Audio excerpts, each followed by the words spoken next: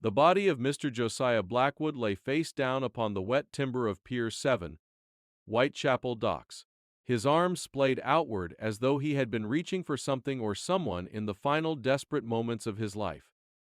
The fog that crept inland from the Thames that November morning was the color of old pewter, thick and suffocating, swallowing the masts of moored vessels and rendering the great warehouses along the waterfront into nothing more than looming gray phantoms. It was the kind of fog that made men walk slowly, speak softly, and glance over their shoulders without quite knowing why. I did not witness the discovery of the body myself. That grim task fell to a dock worker named Albert Creedy, a broad-shouldered man of 40 who had spent 2 decades hauling cargo from ship to shore and who, by all accounts, was not easily shaken.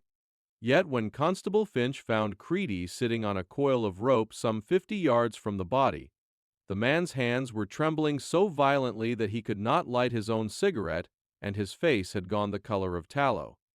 "I thought he was drunk at first," Creedy would later tell the police. "You see all sorts down here before dawn. Men sleeping off their gin, sailors who missed their tide. But this one wasn't breathing, and when I turned him over, he could not finish the sentence." Pause. The Whitechapel docks in the year 1893 were a world unto themselves, a teeming, restless quarter mile of wharves, warehouses, and counting houses that never truly slept. By day, the air rang with the shouts of stevedores, the groan of crane chains, and the sharp reports of mallets driving home barrel hoops. The smell was an assault upon the senses. Tar and brine, coal smoke and fish offal, and beneath it all, the ancient, unmistakable stench of the river itself, that great slow serpent of brown water that carried the commerce and the secrets of an empire. By night, however, the docks wore a different face entirely. The legitimate workers retreated to their lodgings, and the waterfront was surrendered to a more shadowy population. Night watchmen making their rounds with bull's-eye lanterns, customs officers prowling for contraband, and those nameless figures who slipped between the warehouses on business best left uninvestigated. It was a place where fortunes were made and lost, where cargoes vanished without explanation, and where a man with enemies might find himself in very serious trouble indeed. Josiah Blackwood had enemies. Of that much we would soon become certain. The dead man was 53 years of age, well-nourished, and expensively dressed. His overcoat was of fine black wool, tailored in Savile Row. His boots were polished to a military gleam, though they bore fresh scuffing along the left heel, as if he had been dragged or had stumbled violently in his final moments.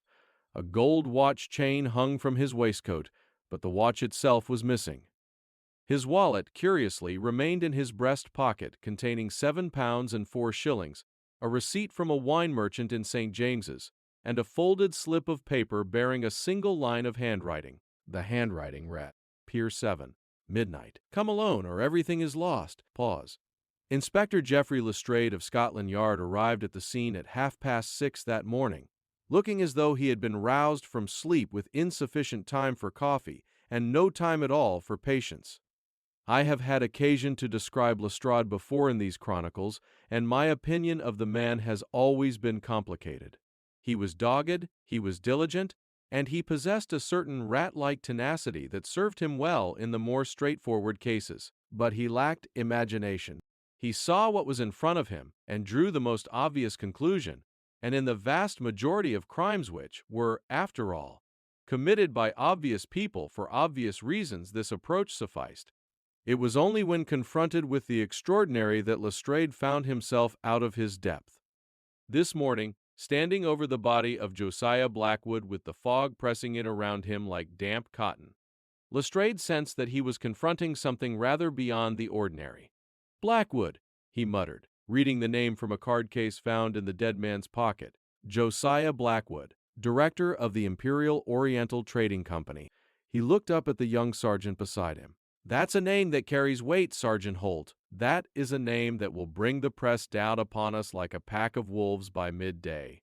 "Yes, sir," said Sergeant Holt, who had the good sense to agree with his superiors. The body bore a single wound, a puncture beneath the left shoulder blade, remarkably precise, delivered with a thin, sharp instrument. There was very little blood upon the pier itself, which struck Lestrade as unusual but which he filed away without further analysis. A police surgeon, arriving shortly thereafter, confirmed that death had occurred within the last 6 to 8 hours, placing it squarely in the small hours of the morning. The weapon had not been found. Lestrade surveyed the scene with narrowed eyes. The pier was long and narrow, stretching out over the dark water, flanked on one side by a massive cargo vessel called the Dolorosa, and on the other by an empty berth. At the landward end, the pier connected to a wide cobblestoned yard, beyond which stood Warehouse 14, a cavernous brick building belonging, as it happened, to the Imperial Oriental Trading Company itself. "So," Lestrade said, thinking aloud, "a wealthy man comes to the docks at midnight, alone, in response to a note. He meets someone on this pier, and that someone kills him." He turned to Holt. "Who found the body?" "Dock worker, sir, Albert Creedy. He's sitting over there. Any witnesses?" "None that have come forward, sir." The night watchman, a Mr. Pemberton, says he passed through this section at approximately 11 o'clock and saw nothing amiss. His next round would have been at 2, but he was called to deal with an incident on the South Quay and never returned. "Convenient," said Lestrade, and the word hung in the fog like an accusation. He crouched beside the body once more, examining the dead man's hands. The fingernails were clean, well manicured, the hands of a man who handled documents, not cargo. But there was something else. On the right palm, faint but unmistakable, was a smudge of blue-black ink. Not the sort of ink a man would encounter signing letters in an office. This was thicker, grittier. Printer's ink, perhaps, or the sort used to stamp shipping manifests. And there, caught between the second and third fingers of the left hand, was a single thread of crimson silk. Pause. Lestrade stood up, exhaled heavily, and made a decision that would, in retrospect, prove to be the most sensible act of his entire investigation. "Sergeant Holt," he said quietly. "Sir?" "Send a hansom cab to 221B Baker Street." "Mr. Holmes, sir?" Lestrade's jaw tightened. It was never easy for him to admit that a case exceeded his abilities, and he dressed the admission in the costume of pragmatism. "This is a prominent man, Holt. The papers will be screaming by afternoon. The commissioner will want answers. And I would rather have Sherlock Holmes treading on my heels than the commissioner treading on my neck." He paused. "Tell Mr. Holmes that I have a singular case for him. Tell him it involves a locked pier, a missing murder weapon, and a dead man who appears to have kept an appointment with his own death." He glanced once more at the body of Josiah Blackwood at the Savile Row overcoat, the missing watch, the cryptic note, the thread of crimson silk, and shook his head slowly. "And tell him," Lestrade added, his voice dropping, "that I should be very much obliged if he could come at once." The hansom cab clattered away into the fog, its wheels striking sparks from the wet cobblestones, the sound fading into the gray morning like a heartbeat growing faint. Behind it, the docks went about their business. Cranes swung, men shouted. The tide crept upward against the pilings, patient and indifferent as time itself. And upon Pier 7, beneath a tarpaulin that the police had draped with hasty reverence, Josiah Blackwood lay with his face to the timbers, still reaching for whatever it was that had eluded him in the last dark moment of his life. Pause. The fog would not lift for hours. But the mystery, the mystery was only just beginning to unfold. I had been awake for some 20 minutes that morning, seated at the breakfast table with a cup of Mrs. Hudson's excellent coffee and the early edition of the Times, when I heard a sound that had become, over the long years of my association with Sherlock Holmes, as familiar as a clock's chime: the sharp, impatient scrape of a violin bow being drawn across strings in the sitting room above me. Holmes was already up. More than that, Holmes had likely never gone to bed. I had observed, upon retiring the previous evening, that my friend had settled himself into his favorite armchair with a monograph on Indonesian textile dyes, a pipe of Bradley's shag tobacco, and the particular expression of restless dissatisfaction that always signaled a mind in need of occupation. Holmes without a case was a dangerous entity, dangerous primarily to himself, and secondarily to the furniture, the wallpaper, and the patience of everyone within earshot. He had been without a case for 11 days, and the atmosphere at 221B Baker Street had grown accordingly volatile. I climbed the stairs and entered the sitting room to find precisely the scene I had anticipated. Holmes stood before the window in his mouse-colored dressing gown, the Stradivarius tucked beneath his chin, drawing from it a melody that was less music than mathematics, a series of ascending intervals that seemed to probe the fog outside the glass as though testing its density. "Good morning, Watson," he said without turning. "I trust you slept well despite the disturbance from the water pipes at approximately 3 o'clock." "I did not hear any disturbance from the water pipes." "Precisely. You slept well." He lowered the violin and turned to face me. His lean, hawk-like features bore the pallor of sleeplessness, but his gray eyes were sharp and restless. "The fog this morning is exceptional, a true London particular. Visibility under 40 yards. The coal content in the air is unusually high, which suggests the wind has shifted from the northeast, carrying emissions from the Beckton gasworks. This will clear by early afternoon, if I am not mistaken.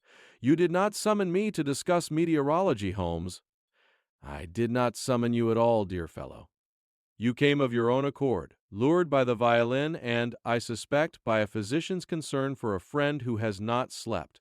But since you are here—" He set the instrument aside and gestured to the basket chair opposite his own. "Sit. I have a presentiment that this morning will bring something of interest." "A presentiment? That is not very scientific of you." A thin smile crossed his lips. "Call it a deduction, then. Mrs. Hudson has laid the breakfast table for 3. She does not do so unless she has received advance word of a visitor. I heard the boy from the telegraph office at the front door 40 minutes ago. And the message, whatever it was, prompted Mrs. Hudson to put on a fresh pot of coffee and set out an additional cup. Ergo, someone is coming. Someone whose visit she considers important enough to warrant hospitality, but not so alarming as to disturb us prematurely." Pause. Before I could respond, we heard the sound of the front door opening, the murmur of voices in the hall below, and then the heavy, deliberate tread of a man ascending the staircase, a tread I recognized at once. "Lestrade," Holmes said, and something kindled in his eyes that I had not seen for 11 long days. It was the look of a greyhound that has caught the scent. The door opened, and Inspector Lestrade entered the sitting room. He was dressed in his customary dark suit, somewhat damp about the shoulders from the fog, and his narrow, ferrety face bore an expression that mingled professional gravity with something less easily defined. Relief, perhaps, at finding Holmes at home, or apprehension at the task of asking for help. "Mr. Holmes," he said. "Dr. Watson, I apologize for the early hour." "Nonsense, Inspector. You are a beacon of light in an otherwise dreary morning. Please, sit down. You have come from the East End, Whitechapel, unless I am mistaken, and you have been standing for some time in damp conditions, which has aggravated the old injury to your right knee. You have examined a body. You have handled something tarred rope, I should think, and you have been in the vicinity of a vessel recently arrived from the Mediterranean. If that trace of dried orange blossom on your left cuff is any indication." Lestrade stared at him. "How on earth?" "The mud on your boots is distinctive. Whitechapel dock clay, which has a particular yellow-gray character quite unlike any other Thameside deposit. You are favoring your right leg. Your fingertips bear the faint residue of pine tar, and the orange blossom petal is self-explanatory." Holmes waved a hand dismissively. "But these are trifles. You have not come to discuss the state of your boots. You have come because you have a case that troubles you. Tell me everything." Lestrade sat down heavily and accepted the cup of coffee that Mrs. Hudson, appearing with impeccable timing, placed before him. He took a long draught, set the cup down, and began. He spoke for 10 minutes without interruption. Holmes listened in absolute stillness, his eyes half closed, his fingertips pressed together in that cathedral-like gesture that I had come to associate with his deepest concentration. He did not move. He barely seemed to breathe. When Lestrade had finished with the crimson silk thread, the missing watch, and the cryptic note, Holmes opened his eyes. "The note," he said. "You have it?" Lestrade produced a small envelope from his breast pocket and handed it over. Holmes extracted the slip of paper with tweezers from the mantelpiece, held it up to the light, and examined it for a full minute in silence. "Cream-laid paper," he said. "Good quality. Available at any reputable stationer's, which makes it difficult to trace. The handwriting is disguised the difficult to trace. The handwriting is disguised. The author has deliberately adopted a cramped, backward slanting script that is not their natural hand. But observe Watson. He held the paper toward me. The pressure of the pen is uneven, heavy on the downstrokes, light on the laterals. This is characteristic of a left-handed writer attempting to write with the right hand, or more interestingly, a right-handed writer affecting left-handed penmanship. The ink is standard Stevens blue-black, available everywhere, but there is a faint watermark. He crossed to the window and held the paper up against the gray light. Yes, a watermark bearing the initials HC with a crown above. This is paper from the Hotel Coburg in the Strand, not a common stationer's product at all. This narrows our field considerably. Pause. And the crimson silk thread? Holmes asked, turning back to Lestrade. Bagged and labeled, Mr. Holmes. It's with the evidence. Describe it precisely. A single thread, perhaps 2 inches long. Deep red crimson, as I said. Very fine. The sort of silk you'd find in expensive clothing. A cravat, perhaps, or a lining. Or a sari, Holmes murmured, almost to himself. Or an embroidered tapestry, or a theatrical costume. The possibilities, Inspector, are numerous, but the specificity of the shade may prove informative. He paused, and I saw something flicker across his features, a rapid calculation, a hypothesis forming and being tested against known facts. You said the wound was a single puncture beneath the left shoulder blade, delivered with a thin, sharp instrument, not a common knife.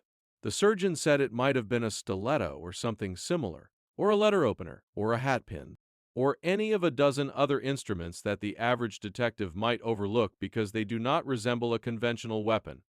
Holmes's eyes were bright now, fully alight with that fierce intellectual energy that was his defining characteristic. And there was very little blood at the scene, hardly any, which tells us one of 2 things. Either the victim was killed elsewhere and moved to the pier, unlikely, given the difficulty of transporting a body across an active dockyard without detection, or the weapon was of such a narrow gauge that it produced minimal external bleeding while causing catastrophic internal damage. A wound to the heart, perhaps, delivered with surgical precision. He turned to me. Watson, you have experience with puncture wounds from your time in Afghanistan. What instrument would you expect to produce a single lethal wound with minimal external hemorrhage? I considered. A very thin blade narrower than a standard knife. Something more akin to a trocar or a large-bore needle. In the field, I saw similar wounds from bayonets, but those were typically more ragged. This sounds almost clinical. Clinical, Holmes repeated, savoring the word. Yes, that is precisely the word. This was not a frenzied attack, Watson. This was an execution. A single, precise, fatal thrust delivered by someone who knew exactly where to strike and exactly what instrument to use. He turned to Lestrade. I will take the case. Lestrade let out a breath he had clearly been holding for some time. I'm grateful, Mr. Holmes. Do not be grateful yet, Inspector. Be thorough. I want access to the body before it is moved. I want the dead man's office and home searched by your men for the moment, but touched by no one before I arrive. I want a list of every vessel currently moored at Whitechapel docks, with their port of origin and cargo manifests. And I want the name and address of every director and senior employee of the Imperial Oriental Trading Company. That's a tall order. Murder is a tall crime, Inspector. Holmes was already moving, striding to his bedroom to dress. Watson, bring your revolver and your medical bag. We go to Whitechapel. As I retrieved my coat and my service revolver from the desk drawer, I felt that familiar quickening of the pulse that always accompanied the opening of a new case. The fog outside the windows of Baker Street was impenetrable, a wall of gray that seemed to muffle the very sounds of the city. Somewhere beyond it, on a pier at the edge of the river, a dead man held a secret in his stiffening hands, and Sherlock Holmes, his eyes alight with purpose, was already on the scent. Come, Watson, he called from the landing, his voice sharp with impatience. The game is afoot. Our cab journey eastward through the fog was an exercise in sensory deprivation. The world beyond the carriage windows had been reduced to a narrow corridor of visibility, perhaps 30 yards in any direction, through which shapes emerged and receded like objects glimpsed in a dream. The grand facades of the West End gave way, by imperceptible degrees, to the grimmer architecture of the city, and thence to the crowded, soot-blackened tenements of the East End, where the fog seemed thicker still, as though it had a particular affinity for poverty. Holmes sat opposite me in the cab, his long legs crossed, his sharp profile silhouetted against the window. He had not spoken since we left Baker Street, and I knew better than to intrude upon his silence. He was thinking, working through the available data, constructing and discarding hypotheses with the speed and precision of a mathematician at a blackboard. Occasionally his fingers twitched, as though he were physically manipulating the facts, turning them over, examining them from different angles. When we crossed into Whitechapel, he spoke at last. "Tell me what you know of the Imperial Oriental Trading Company, Watson." "Very little, I confess." "The name suggests they deal in goods from the East China, India, the Malay states. Tea, spices, textiles, that sort of thing." "Precisely so. The company was founded in 1871 by Sir Reginald Blackwood, the dead man's father, and grew rapidly during the expansion of British commercial interests in Southeast Asia. At its peak, the company operated 14 vessels and maintained trading posts in Calcutta, Singapore, Hong Kong, and Rangoon. Upon Sir Reginald's death in 1887, the business passed to his son Josiah, under whose stewardship it has, according to the financial press, experienced some difficulties. What sort of difficulties? The sort that arise when a man of modest commercial talent inherits a business built by a man of considerable commercial genius. Declining revenues, lost contracts, rumors of mismanagement. There was a particularly damaging episode last year involving a disputed cargo of Assamese tea that resulted in litigation with a rival firm. The company's share price has fallen by nearly 40% in the past 18 months. You seem remarkably well informed about a company you learned of barely an hour ago. I read the financial pages, Watson. You read the agony columns. We each have our vices, a ghost of a smile. But the point is significant. Josiah Blackwood was a man under pressure, financial pressure, reputational pressure, perhaps other pressures of which we are not yet aware. And a man under pressure is a man who makes enemies, takes risks, and keeps secrets. The cab deposited us at the entrance to the Whitechapel dock complex, where a police constable stood guard beside a wooden barrier. Beyond him, the docks opened up a vast expanse of wharves, warehouses, and waterways that stretched along the north bank of the Thames like a great industrial city within a city. Even in the fog, the activity was relentless. I could hear the rattle of chains, the creak of timber, the distant blast of a steam whistle, and the rhythmic chanting of stevedores hauling cargo. Heave-ho, rising and falling like a secular hymn. The smell hit me as we passed the barrier, a complex layered assault of brine and tar, coal dust and machine oil, damp wood, and the sharp, acrid tang of the river at low tide. Beneath it all was something else of faint sweetness that I could not immediately identify, but which Holmes, inhaling deeply, classified at once. "Cinnamon," he said, "and cloves. There has been a recent unloading of spice cargo from the Malabar coast. The scent lingers for days in the timbers. Fascinating." Lestrade met us at the entrance to the cobblestoned yard that fronted Warehouse 14. 2 more constables flanked him, and behind them, partly obscured by the fog, I could see the dark outline of Pier 7 extending out over the water. "The body is still in position, Mr. Holmes," Lestrade said. "I've kept everyone back, as you requested." "Excellent. Lead on." We walked the length of the pier in single file, our footsteps echoing on the damp planking. To our left, the hull of the Dolorosa rose above us like a cliff face, its riveted iron plates beaded with condensation, its deck invisible in the fog overhead. The vessel was enormous, a cargo steamer of perhaps 3,000 tons, and it exuded an atmosphere of brooding stillness, as though it were holding its breath. The body lay approximately 2/3 of the way along the pier, beneath the police tarpaulin. Holmes knelt beside it with the practiced ease of a man who had performed this ritual hundreds of times. He folded back the tarpaulin with careful hands. Josiah Blackwood lay face down, his arms extended forward, his fingers slightly curled.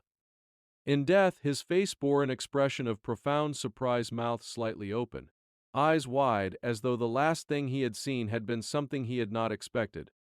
He was a heavy-set man, running somewhat to corpulence, with iron-gray side whiskers and a broad, florid face that spoke of rich food and good wine. He looked, I thought, like the kind of man you might see at the head of a boardroom table, or in the members' enclosure at Ascot, a man of substance, accustomed to authority. Holmes examined the body with meticulous care. He studied the hands first, turning each palm upward and scrutinizing the fingers with his lens. He spent a long time on the ink smudge that Lestrade had mentioned, sniffing it delicately, then rubbing a tiny sample between his own fingertips. "Not printer's ink," he announced. "This is India ink, the kind used in cartography and technical drawing. Someone has been handling maps or charts." He moved on to the dead man's clothing, examining every seam, every button, every fold of fabric.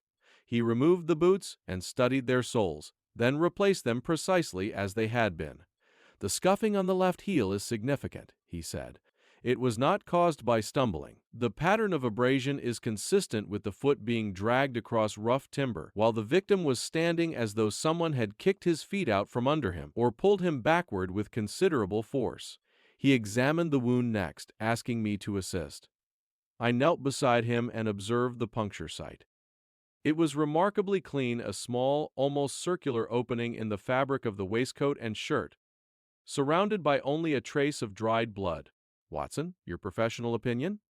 "The wound is consistent with a very narrow blade no wider than a quarter inch, driven upward at an angle of approximately 30 degrees, passing between the ribs and entering the posterior aspect of the left ventricle. Death would have been rapid, perhaps within 60 seconds. The minimal external bleeding confirms that the instrument sealed the wound on entry and was not withdrawn until after death, allowing the blood to accumulate internally." "And the skill required?" "Considerable. This is not a wound that could be inflicted by chance. The perpetrator knew the anatomy of the thorax and struck with precision." Holmes nodded slowly, his eyes gleaming. "A medical man? A butcher? A soldier with a medical man? A butcher? A soldier with field experience? Any of those, or someone who had been taught, shown precisely where and how to strike."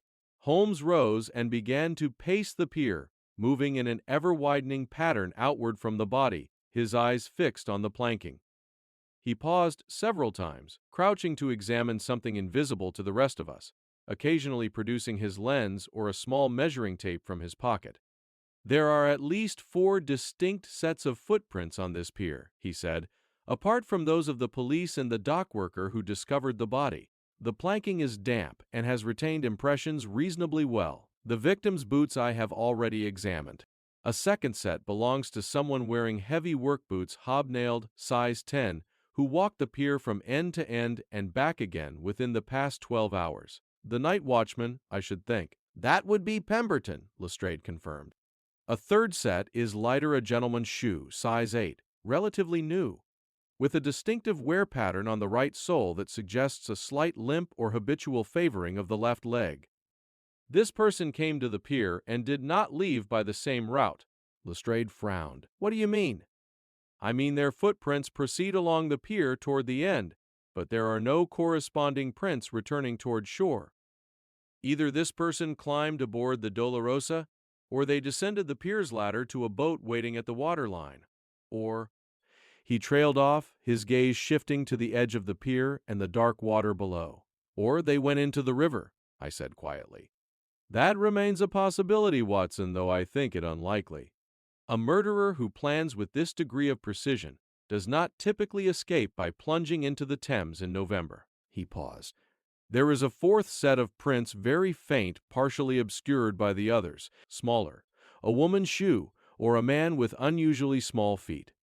These prints are found only near the landward end of the pier, as though their owner approached, stood for a time, and then retreated." He straightened up and pointed toward the dark bulk of Warehouse 14. "Lestrade, has that warehouse been searched?" "Not yet. It's locked. We're waiting for the company's manager to arrive with the keys." "Then let us not wait." Holmes strode down the pier toward the warehouse, and I saw him produce from his pocket a small leather case that I recognized with a mixture of admiration and unease his set of lockpicks.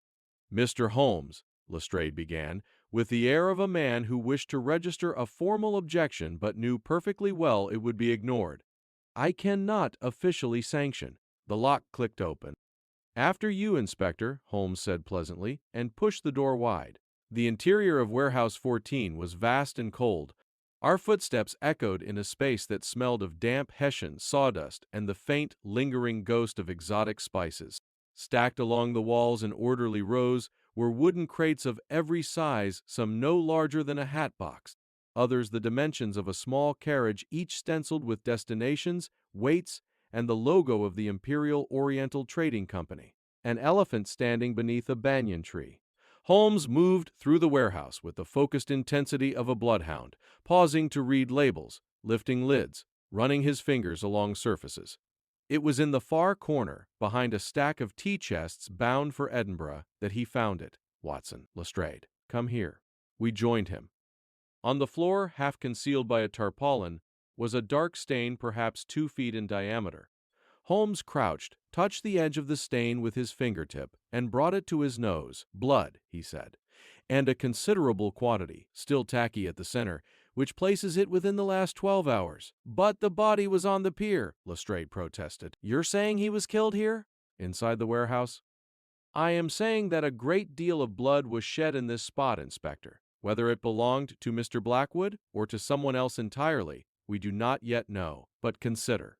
The wound to Blackwood's body produced almost no external bleeding. So whose blood is this? He swept the tarpaulin aside. Beneath it, on the flagstone floor, lay a second discovery.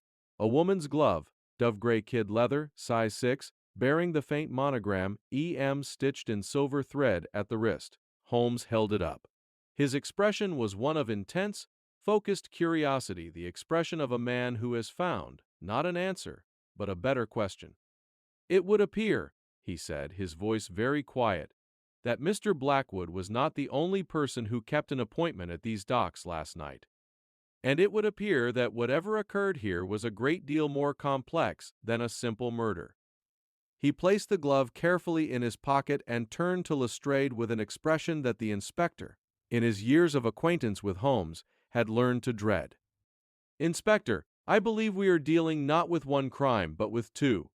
And unless I am very much mistaken, there is a second victim who has not yet been found. The offices of the Imperial Oriental Trading Company occupied the upper 2 floors of a handsome Georgian building in Fenchurch Street, a stone's throw from the bustling heart of the city's commercial district. We arrived there shortly before noon, having left Lestrade at the docks to supervise a search of the river and surrounding warehouses for any trace of a second victim. The company's head clerk, a pinched and anxious man named Cogsworth, met us at the door with the expression of a man who has received terrible news and is not yet certain whether worse news is on its way. He was tall and thin, with receding ginger hair and spectacles that he removed, polished, and replaced with metronomic regularity throughout our conversation, a nervous habit that Holmes observed with undisguised interest. "Gentlemen," Cogsworth said, ushering us into a paneled reception room, "this is dreadful, simply dreadful. Mr. Blackwood murdered. I cannot believe it. I will not believe it. And yet it is so," Holmes said. "When did you last see Mr. Blackwood?" "Yesterday afternoon. He left the office at approximately 4:30. He seemed well. I would say he seemed preoccupied, distracted. He had been that way for several days." "Did he say where he was going?" "He did not. Mr. Blackwood was not in the habit of sharing his personal itinerary with the staff. But I assumed he was going home. He maintains a residence in Kensington." "Did he have any appointments scheduled for the evening?" Cogsworth hesitated. It was a brief hesitation, no more than a heartbeat, but Holmes caught it as a falcon catches the movement of a field mouse from 100 feet. "Mr. Cogsworth," Holmes said, his voice sharpening, "I must remind you that Mr. Blackwood is dead and that your loyalty to his privacy, while admirable, will not serve his memory if it allows his killer to escape." The clerk swallowed hard. "There was a meeting," he said. "Not in the official diary." "Mr. Blackwood asked me to arrange a private room at the Langham Hotel for yesterday evening at 8 o'clock. He instructed me to book it under the name Mr. Winters. He was emphatic that the arrangement remain confidential." "Did he say whom he was confidential? Did he say whom he was meeting?" "No, sir. But I received the impression, and this is only an impression, that it was someone connected with the business, someone with whom the conversation would be delicate." Holmes nodded slowly. "Now, Mr. Cogsworth, I wish to speak about the business itself. I understand the company has experienced financial difficulties in recent months.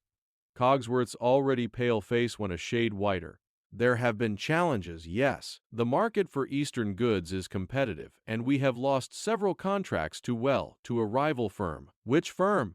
The Doyle and Harrington Company. They are newer, but aggressive. Their managing director, Mr. Victor Harrington, has been particularly, shall we say, acquisitive in his pursuit of our clients. I see. And the board of directors, how have they responded to these difficulties? There have been tensions, Mr. Holmes. I would be dishonest to deny it. Mr. Marcus Blackwood, the dead man's nephew and junior partner, has been vocal in his criticism of Mr. Josiah's management.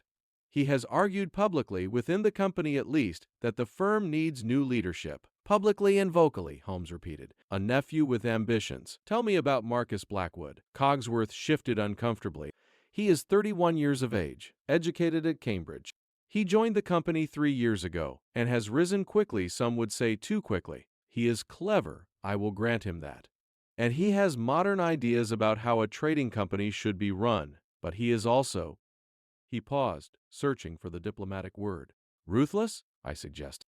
I was going to say ambitious, Dr. Watson, but the distinction in his case may be slight. Holmes leaned forward. Where was Marcus Blackwood last night? I don't know, sir. He left the office at 3 o'clock yesterday. He said he had a personal engagement. I see.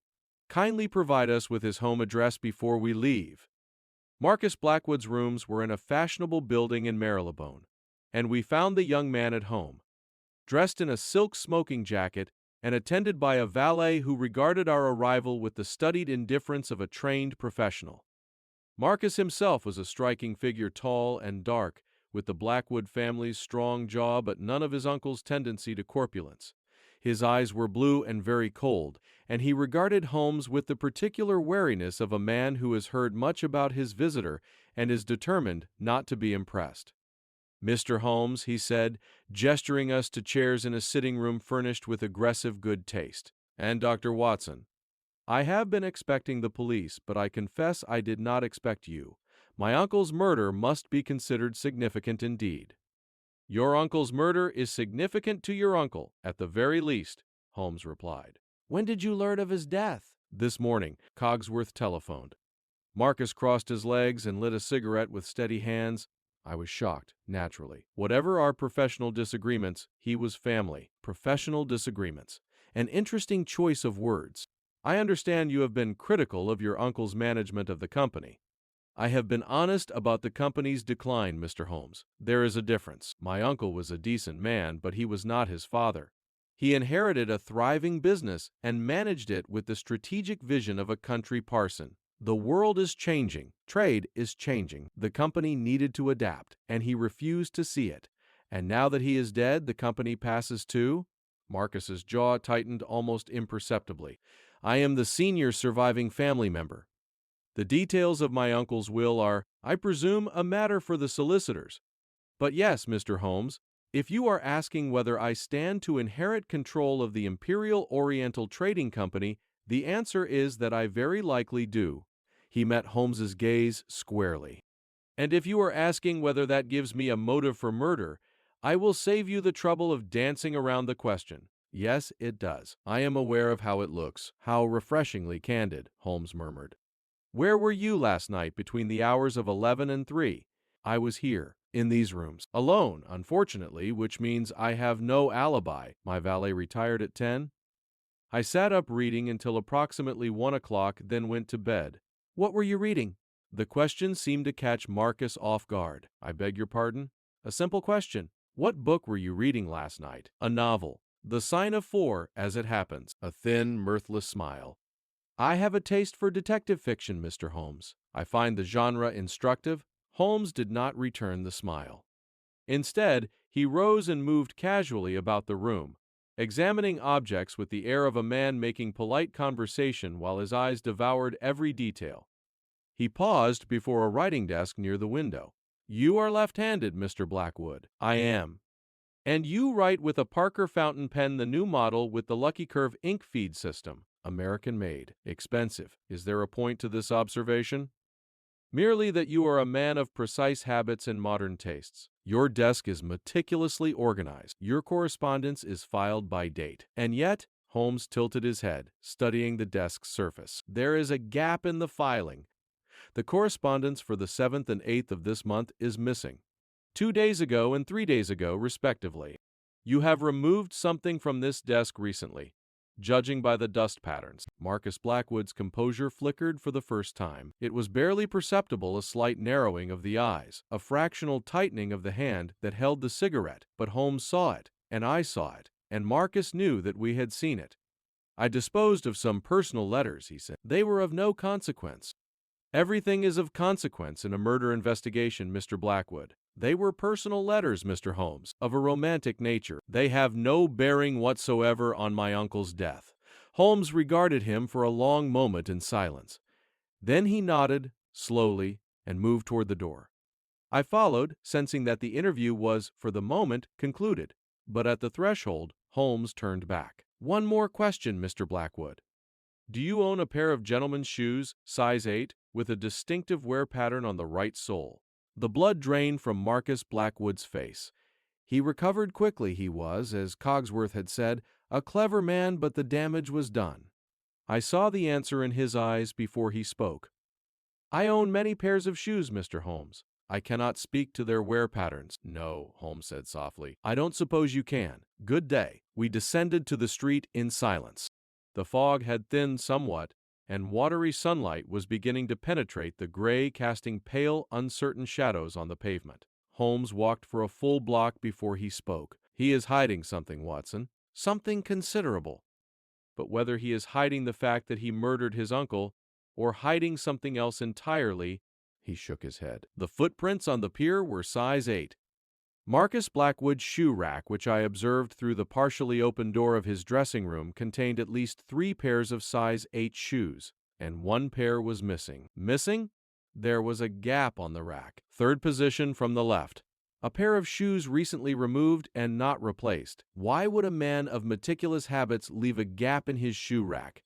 Because the shoes in question were muddied, or damaged, or incriminating, Holmes finished. Indeed. Marcus Blackwood went to the docks last night, Watson. His footprints prove it. The question is whether he went there to kill his uncle or for some other reason that he is desperate to conceal. He hailed a cab and gave the driver an address I did not recognize. There is something about this case that doesn't add up, he said, settling back against the seat. The precision of the wound. The blood in the warehouse that does not match the victim's injury. The woman's glove, the missing shoes, and that note come alone, or everything is lost. Lost to whom? Lost how? He fell silent, and I watched the streets of London slide past the window, each gray facade a mask concealing unknown stories, unknown crimes, unknown griefs. Where are we going now? I asked. To the Langham Hotel, Holmes replied, to discover whom Josiah Blackwood met for dinner on the last evening of his life. Because I have a distinct suspicion, Watson, that the dinner at the Langham is the thread that, once pulled, will unravel this entire affair. The Langham Hotel rose above Portland Place like a great stone wedding cake, its Renaissance facade gleaming in the thin afternoon light that had at last begun to pierce the fog. It was among the finest hotels in London, a place of crystal chandeliers, deep carpets, and discreet service, where the wealthy conducted their affairs, both commercial and personal, behind doors that were always closed and walls that were always thick. Holmes and I were received in the manager's office by a Mr. Prentice, a man of impeccable grooming and professional discretion who radiated the particular calm authority of someone whose livelihood depended upon the sacred inviolability of his guest's privacy. He listened to Holmes's inquiry with an expression of pained courtesy. "A private room booked under the name Winters," he repeated. "Yes, I can confirm that such a reservation was made for yesterday evening." The room was booked for dinner at 8 o'clock, 2 covers. And the second guest? Prentice hesitated. "Mr. Holmes, the Langham prides itself on. A man has been murdered, Mr. Prentice. The police will be here within the hour with a warrant if I am unable to resolve this informally. I am offering you the opportunity to assist discreetly rather than publicly." Prentice weighed this calculation with the speed of a man accustomed to navigating delicate situations. "The second guest was a woman," he said. "She arrived at approximately 8:15 and left at 10:30. She gave her name as Mrs. Elara Montague. The name struck the air like a tuning fork. Elara Montague. The name struck the air like a tuning fork. Holmes's eyes narrowed. Describe her. She was perhaps 30 years of age, tall, dark-haired, strikingly handsome. She wore a gray evening dress, dove gray, I should say, and gloves of matching kid leather. She spoke with a slight accent that I could not place precisely. Continental, I should think. Perhaps French. Perhaps something else. "E.M.," I said, the realization dawning. "The monogram on the glove. Elara Montague." "Indeed, Watson. Mrs. Elara Montague met Josiah Blackwood for a private dinner at the Langham on the evening of his death, and later that same night, her glove was found in a pool of blood in Warehouse 14 at Whitechapel docks." Holmes turned back to Prentice. "Did you observe anything about their interaction? Their manner toward one another?" "I did not personally attend them, Mr. Holmes. But the waiter who served the room, a Mr. Gibbons, mentioned that the conversation seemed intense. There were raised voices at one point, though the words were indistinct. I should like to speak with Mr. Gibbons." Gibbons was summoned, a young man with a careful manner and the observant eyes of someone who relied upon tips and therefore paid close attention to the moods of his clientele. He confirmed Prentice's account and added several details of his own. "The lady seemed upset, sir. Not angry exactly, more like afraid. She kept glancing at the door as though she expected someone else to arrive. Mr. Winters or Mr. Blackwood, as you say, was trying to reassure her. I heard him say, 'At one point, you must trust me. I will see that no harm comes to you.' And later, as they were leaving, I heard the lady say something curious. 'What was that?' she said.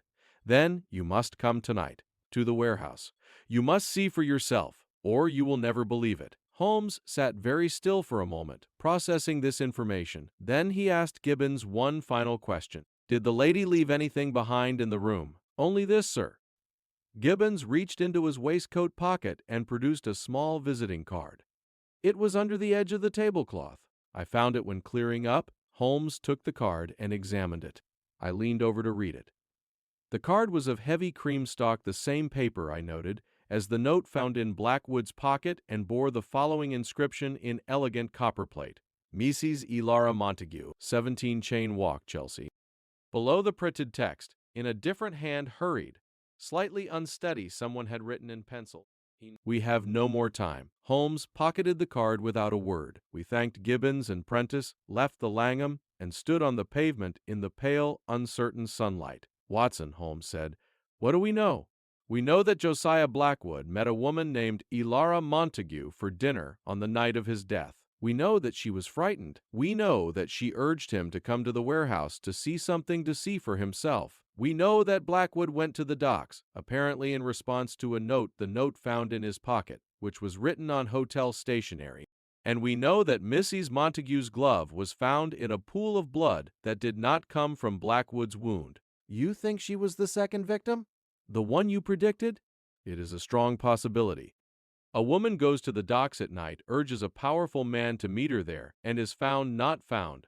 Rather, her glove is found beside a large quantity of blood. Either she was injured and has fled, or she was killed and her body has been removed. But why, and by whom? Those are the questions, Watson. And to answer them, we must learn a great deal more about Mrs. Elara Montague." He flagged a cab. 17 Chain Walk, Chelsea," he called to the driver. But as we settled into the cab, Holmes suddenly stiffened. He was looking at the card again, turning it over in his long fingers, and I saw something change in his expression, a subtle deepening of concentration, as though a new element had entered the equation. "What is it?" I asked. "The pencil note on the card." "He knows. We have no more time. The handwriting is different from the printed text. Naturally, one is copperplate engraving, the other is a hasty pencil scrawl. But this scrawl, Watson, it matches the disguised handwriting on the note found in Blackwood's pocket." "You mean Mrs. Montague wrote the note luring Blackwood to the pier?" "Numero. I mean that someone else wrote both the note in Blackwood's pocket and the message on Mrs. Montague's card. Someone who was communicating with both of them.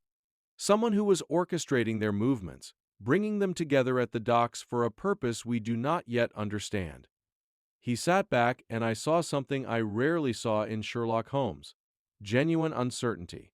We are not dealing with a simple crime of passion or greed, Watson. We are dealing with a chess player, someone who has been moving pieces on a board for days or weeks before the final fatal move. And I very much fear that the game is not yet over. We arrived at 17 Chain Walk to find the house dark and silent.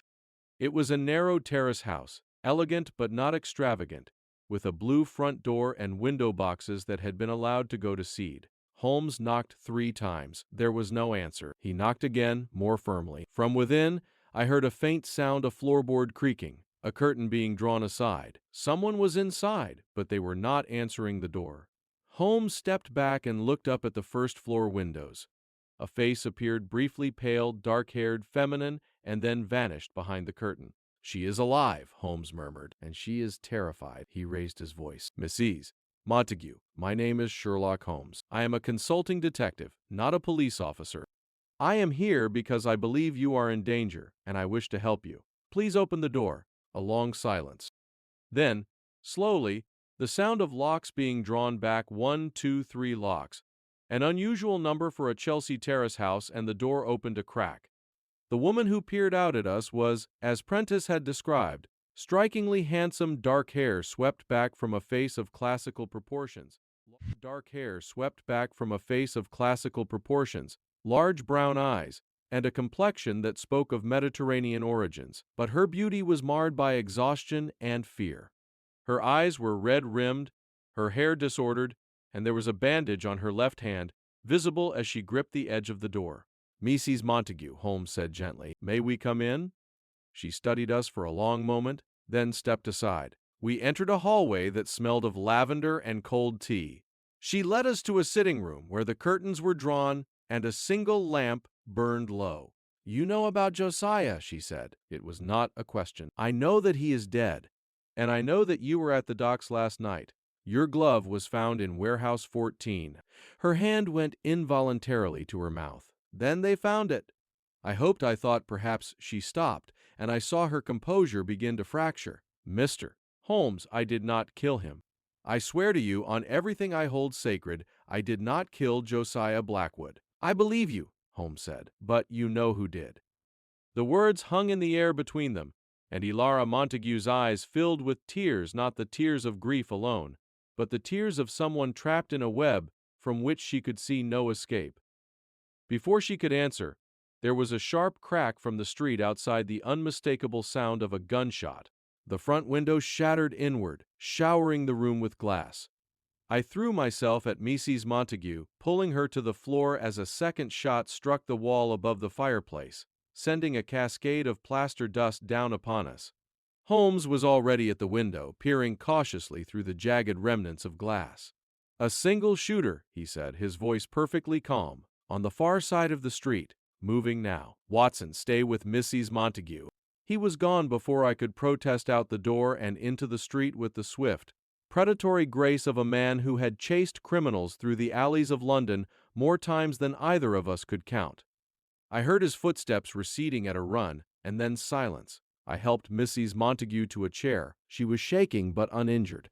The bandage on her left hand had come loose, and I saw beneath it a deep laceration across her palm, a wound that was recent, perhaps 12 hours old, and consistent with having been cut by a sharp-edged instrument, or with having grasped a blade to defend oneself. "Mrs. Montague," I said, "that wound on your hand, how did you come by it?"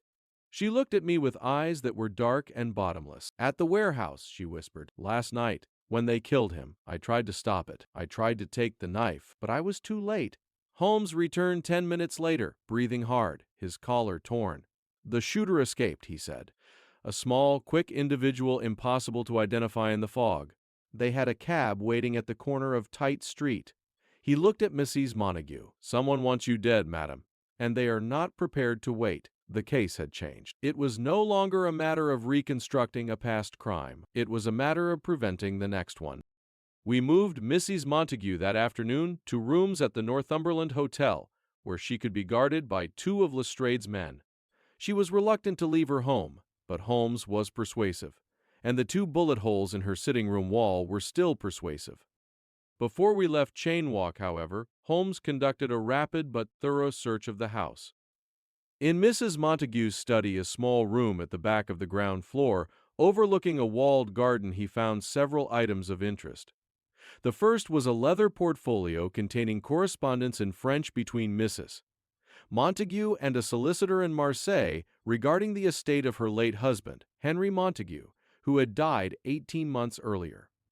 The second was a series of letters from Josiah Blackwood, personal letters, warm in tone, that made clear the two had enjoyed a close friendship of at least several months' duration. The third was a ledger.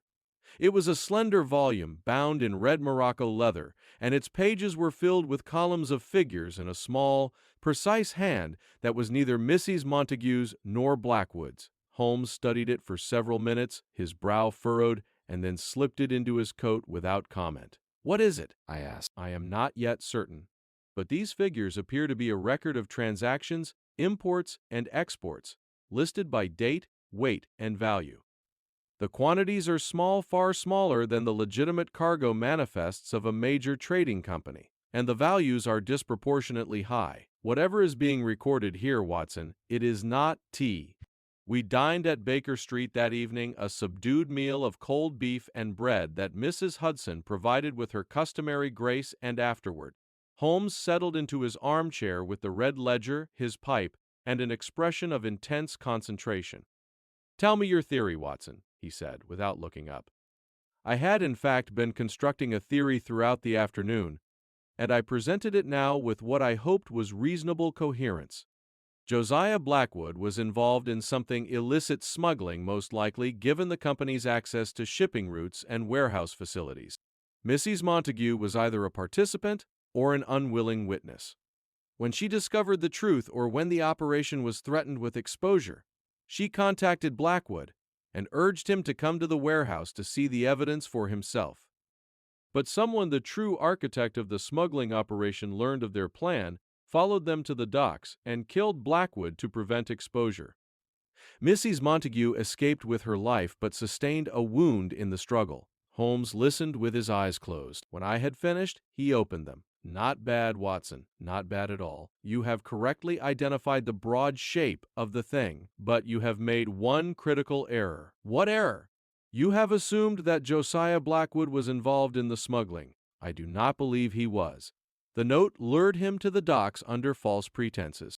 The dinner at the Langham was arranged so that Mrs. Montague could warn him that someone within his own company was using his warehouses and his ships for illegal purposes. Blackwood was not the criminal, Watson. He was the mark.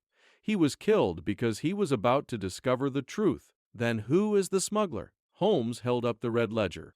"The answer, I believe, is in these pages. But I need one more piece of the puzzle before I can be certain. And to obtain it, we must return to the docks tonight." At 10:30 that evening, Holmes and I stepped from a four-wheeler into the dark, fog-bound expanse of the Whitechapel waterfront. The docks at night were a different world from the bustling commercial hive of the daytime. The cranes stood motionless against the sky like the skeletons of prehistoric creatures. The warehouses were shuttered and locked. The only sounds were the slap of water against pilings, the distant clang of a buoy, and the slow, rhythmic creak of moored vessels shifting in the tide. Holmes had changed into dark clothing, a black overcoat, a dark cap pulled low over his forehead, and he moved through the shadows with the fluid silence of a cat. I followed as closely as I could, my hand resting on the butt of my revolver in my coat pocket, my senses straining against the darkness. We made our way to Warehouse 14. The police seal was still on the door, but Holmes bypassed it by way of a side entrance, a loading door secured by a simple padlock that yielded to his picks in seconds. We slipped inside, and Holmes lit a small, dark lantern, its narrow beam cutting through the gloom like a blade. The bloodstain was still there, dark and ominous on the flagstone floor. Holmes passed it without pausing and moved deeper into the warehouse, toward the rear section where the larger cargo crates were stored. He was looking for something specific, and he found it within 5 minutes. "Here," he said, directing the lantern beam at a row of crates near the back wall. These crates were different from the others. They were newer, their wood unstained by sea salt, and they bore no shipping labels, no destinations, no weight markings, no company logos. They were anonymous. Holmes produced a small pry bar from his coat and worked the lid off the nearest crate. Inside, nestled in straw packing, were dozens of small cloth bundles wrapped in dark oilskin. He opened one. I drew a sharp breath. The bundle contained a quantity of dark, resinous material pressed into flat cakes, each about the size of my palm. The smell was unmistakable sweet, heavy, clinging, a smell I had encountered in the military hospitals of Afghanistan and never forgotten. Opium, I said. Opium, Holmes confirmed, and not the common variety. This is high-grade Putna opium, the finest in the world, worth its weight in silver on the black market. There must be 200 pounds of it in this crate alone. He gestured at the row of identical crates. And there are 8 more. Watson, we are looking at a fortune. A criminal fortune smuggled into England aboard the ships of the Imperial Oriental Trading Company and stored in its warehouses, under the unsuspecting nose of its director. He replaced the oilskin wrapping and closed the crate. This is what Mrs. Montague discovered. This is what she tried to show Blackwood. And this is why Blackwood was killed, not because he was involved, but because he was about to find out. But who is behind it? Marcus Blackwood? Perhaps. He has the motive. The company is failing, and the opium trade would provide a supplementary income of enormous proportions. He has the opportunity as a director.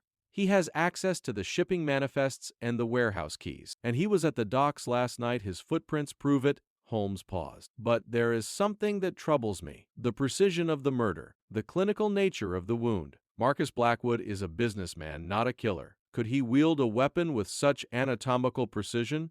Not without training. Exactly. Which means either Marcus Blackwood is not the murderer or he is not working alone. Holmes extinguished the lantern. We stood in the darkness for a moment, listening. The warehouse was silent except for the distant sounds of the river and the faint, irregular ticking of the building's iron framework contracting in the cold.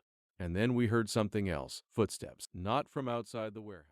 And then we heard something else. Footsteps. Not from outside the warehouse. From above. Holmes seized my arm and drew me behind a stack of crates. The footsteps were coming from the upper gallery, a mezzanine level that ran along 3 walls of the warehouse, accessible by an iron staircase at the far end.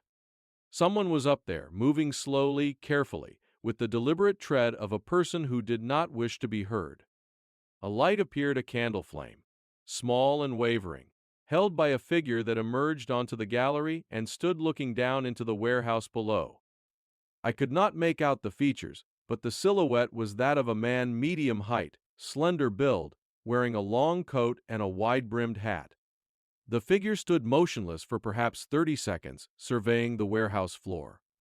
Then it turned and moved along the gallery toward a door at the far end, a door that, I realized, must lead to the offices or quarters above. Holmes watched with absolute stillness. When the figure had disappeared through the door, he whispered, "We are not the only ones interested in this warehouse tonight. Someone is checking on the cargo. Should we follow?" "Not yet. Patience, Watson." We waited. 5 minutes passed. 10. Then the figure reappeared on the gallery, this time carrying something, a leather satchel, heavy enough to make the figure lean slightly to one side. The figure descended the iron staircase, crossed the warehouse floor not 20 feet from where we crouched, and exited through the loading door we had used to enter. Holmes counted to 10, then followed. We emerged into the night air just in time to see the figure disappearing around the corner of the building, moving toward the waterfront. Holmes followed at a distance, silent as a shadow, and I kept close behind. The figure made its way to the edge of the quay, where a small rowing boat was tied to a bollard. It descended a stone staircase to the waterline, placed the satchel in the boat, and began to row not out into the river but along the waterfront, hugging the line of pilings, heading toward the eastern end of the dock complex. "Mark the direction, Watson," Holmes whispered. "Due east, toward Shadwell Basin. There is a second location, a transfer point. The opium is moved from this warehouse to another location by boat, under cover of night." We watched until the small boat disappeared into the fog. Then Holmes straightened up and turned to me. "We have learned a great deal tonight, but we have also been observed." "What?" He pointed very calmly toward the roof of Warehouse 14. There, silhouetted against the marginally lighter sky, was a second figure, motionless, watching us. We stared at each other, the figure on the roof and the two men on the ground, for a long, breathless moment. Then the figure stepped back from the edge and vanished. "They know we are investigating," Holmes said, "and now they know how much we have discovered. We must move quickly, Watson, before they have time to destroy the evidence or to eliminate the witnesses who can connect them to it." His face was set, his jaw tight. The game had become dangerous, more dangerous than either of us had fully anticipated. And somewhere in the darkness of Whitechapel, a killer was watching, waiting, and planning their next move. The following morning brought a development that I had not anticipated. We were at breakfast, Holmes deep in the Red Ledger, I in the morning papers, which had seized upon the Blackwood murder with predictable enthusiasm, when Mrs. Hudson announced a visitor. The visitor was a woman, and her name was Miss Charlotte Blackwood. She was Josiah Blackwood's daughter. I had not known that the dead man had a daughter, and I could see from Holmes's expression that this was new information to him as well. Charlotte Blackwood was 25 years of age, slight of build, with fair hair drawn back from a face that was intelligent, earnest, and marked by recent weeping. She wore a plain black dress, mourning, hastily arranged, and she carried herself with the quiet dignity of a person determined not to collapse under the weight of grief. "Mr. Holmes," she said, taking the chair we offered, "I have come because I do not trust the police to find my father's killer, and because I have been told that you are the one man in London who might." "Who told you that?" "Mrs. Montague." She saw our surprise and managed a faint, sad smile. "Yes, I know Ilara. I have known her for some time. She was my father's friend, his dear friend, and she has been a friend to me as well. She sent word to me this morning through one of Inspector Lestrade's men. She said that you had taken the case and that I should come to you with what I know." "And what do you know, Miss Blackwood?" She took a steadying breath. "I know that my father was frightened. For the past month, perhaps longer, he had been different, distracted, anxious. He would sit for hours in his study, staring at papers, and when I asked him what was wrong, he would smile and say it was nothing, just business. But I could see it in his eyes. He was afraid." "Did he say what he was afraid of?" "Not directly. But 2 weeks ago, he said something that I have not been able to forget. We were at dinner, just the two of us, as was our habit on Wednesday evenings, and he set down his fork and looked at me and said, 'Charlotte, if anything should happen to me, you must go to the safe in my study. There is a document there that will explain everything. Take it to a man named Sherlock Holmes. Promise me.'" Holmes leaned forward. "And have you been to the safe?" "I have. This morning, before coming here." She reached into her bag and produced a large brown envelope, sealed with wax. "The police searched my father's study yesterday, but they did not find the safe. It is concealed behind a false panel in the bookcase, a hiding place that my father showed me years ago and that no one else knows about." She handed the envelope to Holmes, who broke the seal and withdrew the contents. A sheaf of papers, perhaps 20 pages in all, covered in Josiah Blackwood's handwriting. Holmes read in silence for several minutes. I watched his expression shift from curiosity to intensity to something approaching grim satisfaction. "Miss Blackwood," he said at last, "your father was a braver man than anyone knew. These papers are a detailed record of his own private investigation into the smuggling operation being conducted through his company.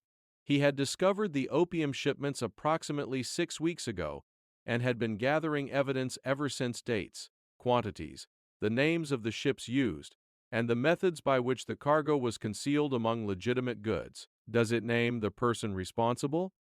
"It names the person your father suspected, but he was careful to note that he lacked definitive proof." Holmes looked up from the papers. "The name he gives is Victor Harrington." "Harrington?" I exclaimed. "The managing director of the rival trading company Doyle and Harrington?" "The same. According to your father's notes, Miss Blackwood, Harrington has been using the Imperial Oriental Trading Company's ships and warehouses as a conduit for his opium imports, with the connivance of at least one person inside the company. Harrington's own vessels are too closely watched by customs. He has been under suspicion before, though never charged. By hiding his contraband aboard Blackwood ships, he avoids scrutiny entirely. And the person inside the company? The accomplice?" Holmes hesitated. I saw him glance at Charlotte Blackwood with an expression of unusual delicacy. Your father did not name the accomplice with certainty, but he suspected someone within the senior management. Someone with access to the shipping schedules and the warehouse keys. Charlotte Blackwood's face went very pale. Marcus, she whispered. He suspected Marcus. Marcus is mentioned as a possibility. But your father also noted that the evidence was circumstantial and that he was not prepared to accuse a member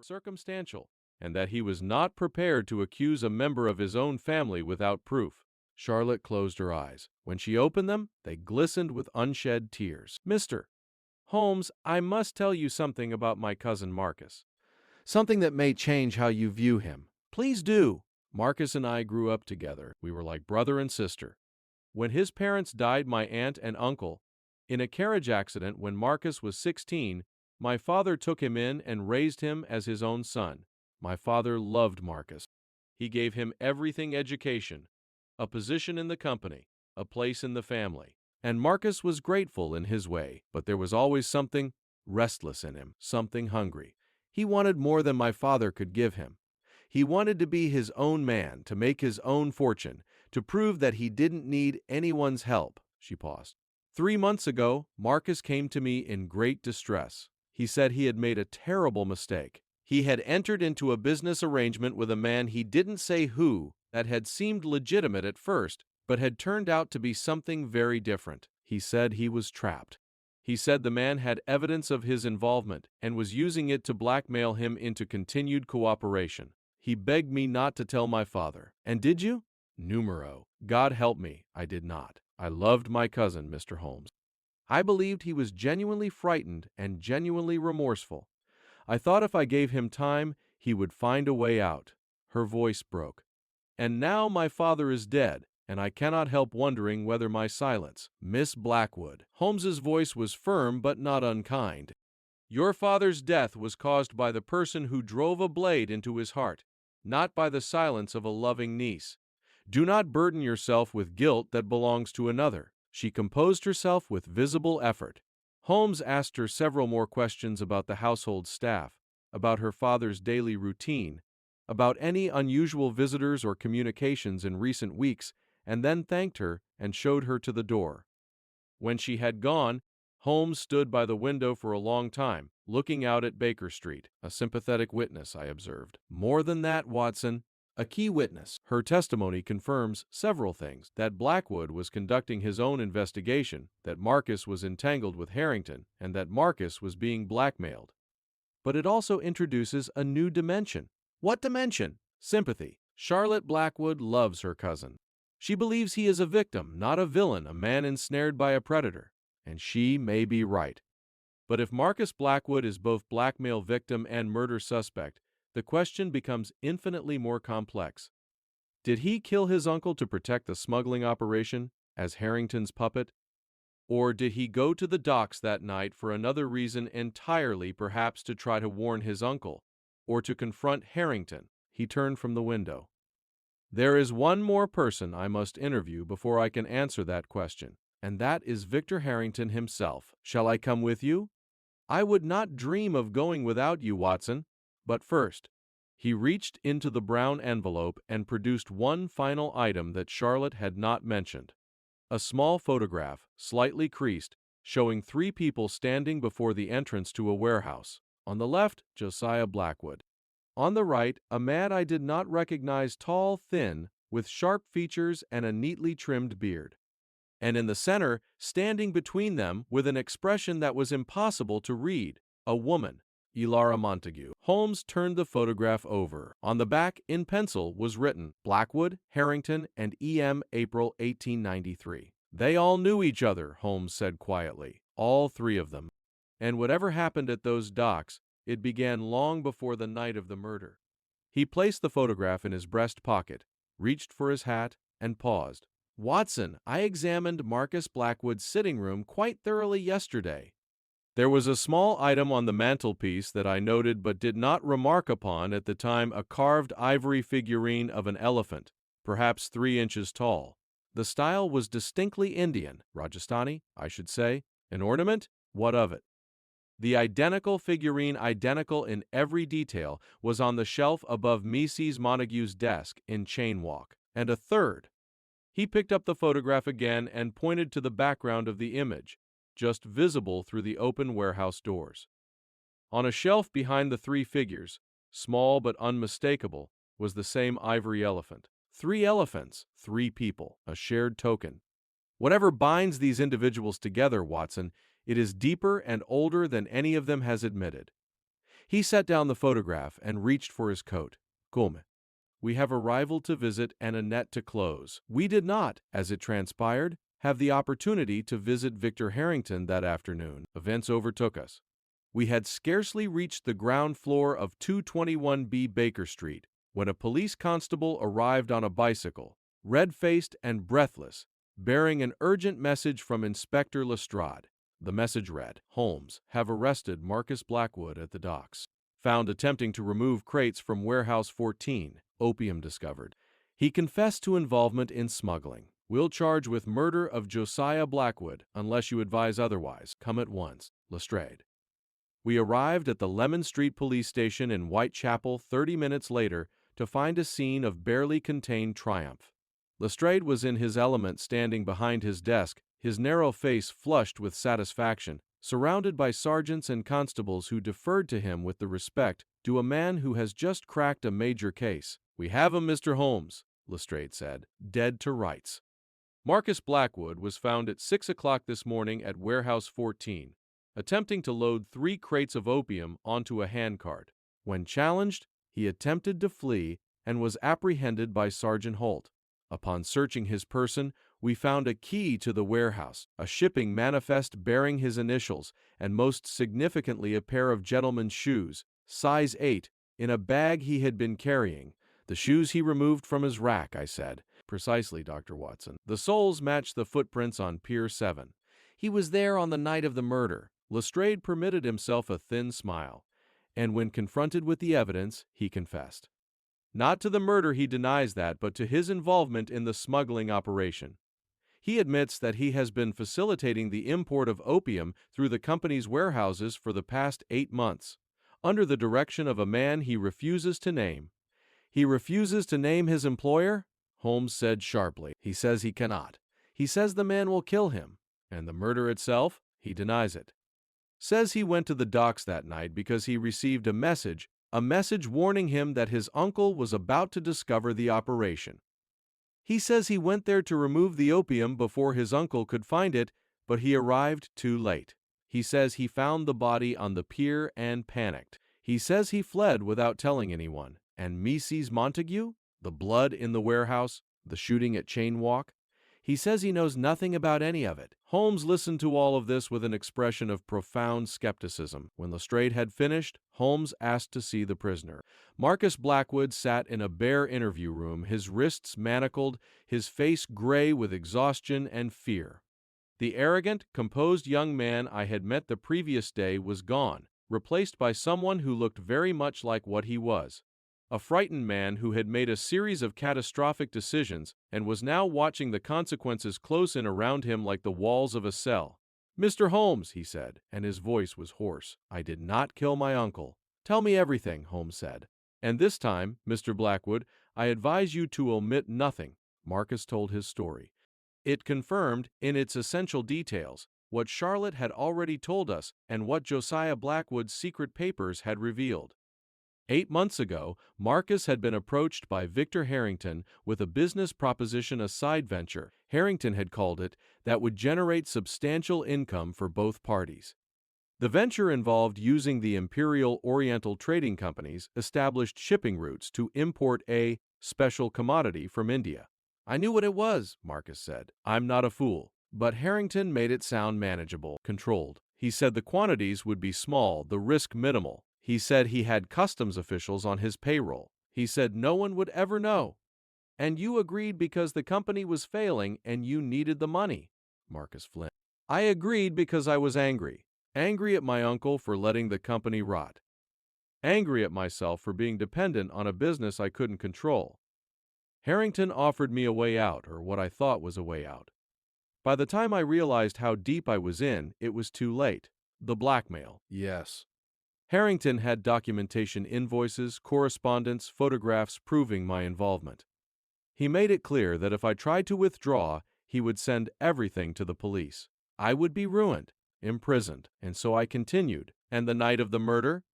I received a note delivered to my rooms by a street boy, no way to trace it, telling me that my uncle had learned about the opium and was going to the warehouse that night to see for himself.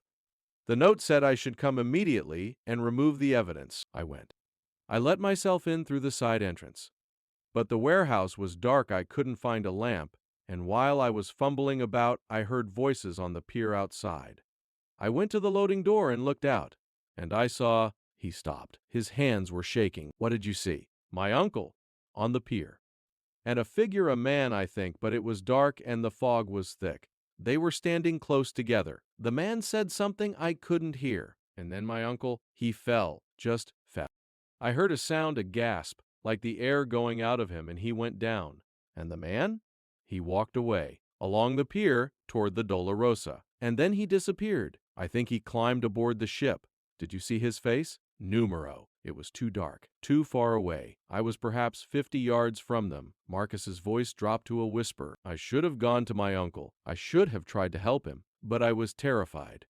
If the police found me there, with the opium in the warehouse, I would have been charged with murder on the spot. So I ran. I went home. And I spent the night in my rooms, trying to decide what to do. And this morning you returned to the warehouse to remove the evidence. I had to. If the police found the opium, it was all over regardless. But I was too late. Holmes sat in silence for a long time after Marcus had finished. Then he rose, thanked the young man, and left the room. In the corridor, Lestrade was waiting. Well, he said, guilty or not? Of smuggling, certainly. Of murder. Holmes shook his head slowly. No, Inspector. Marcus Blackwood did not kill his uncle. Lestrade's satisfaction curdled into irritation. The footprints place him at the scene. He admits he was there. He had every motive in the world. He had every motive to prevent his uncle from discovering the smuggling operation, yes. But the murder does not serve that purpose. If Blackwood had simply discovered the opium and confronted his nephew, the worst Marcus would face is exposure and disgrace, serious, but not fatal. Murder, on the other hand, brings a police investigation of precisely the kind Marcus would want to avoid. Killing his uncle was the worst possible move Marcus could have made, and whatever else he is, Marcus Blackwood is not stupid. Then who did it? The person who benefits most from Josiah Blackwood's death and Marcus Blackwood's arrest. The person who is eliminated as a suspect the moment someone else is charged. The person who has been orchestrating this entire affair from the beginning.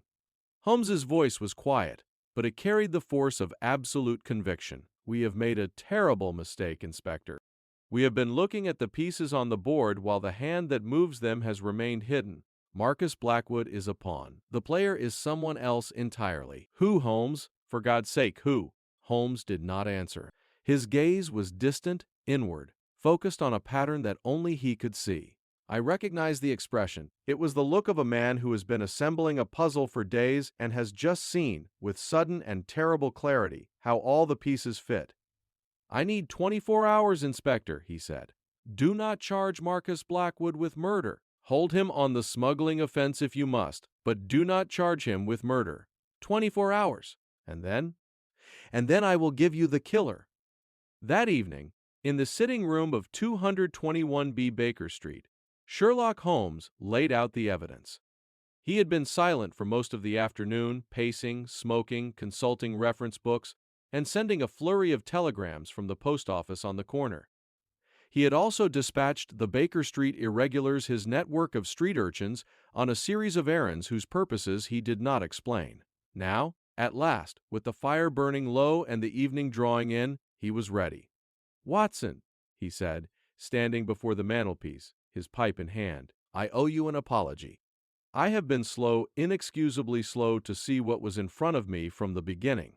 "You slow?"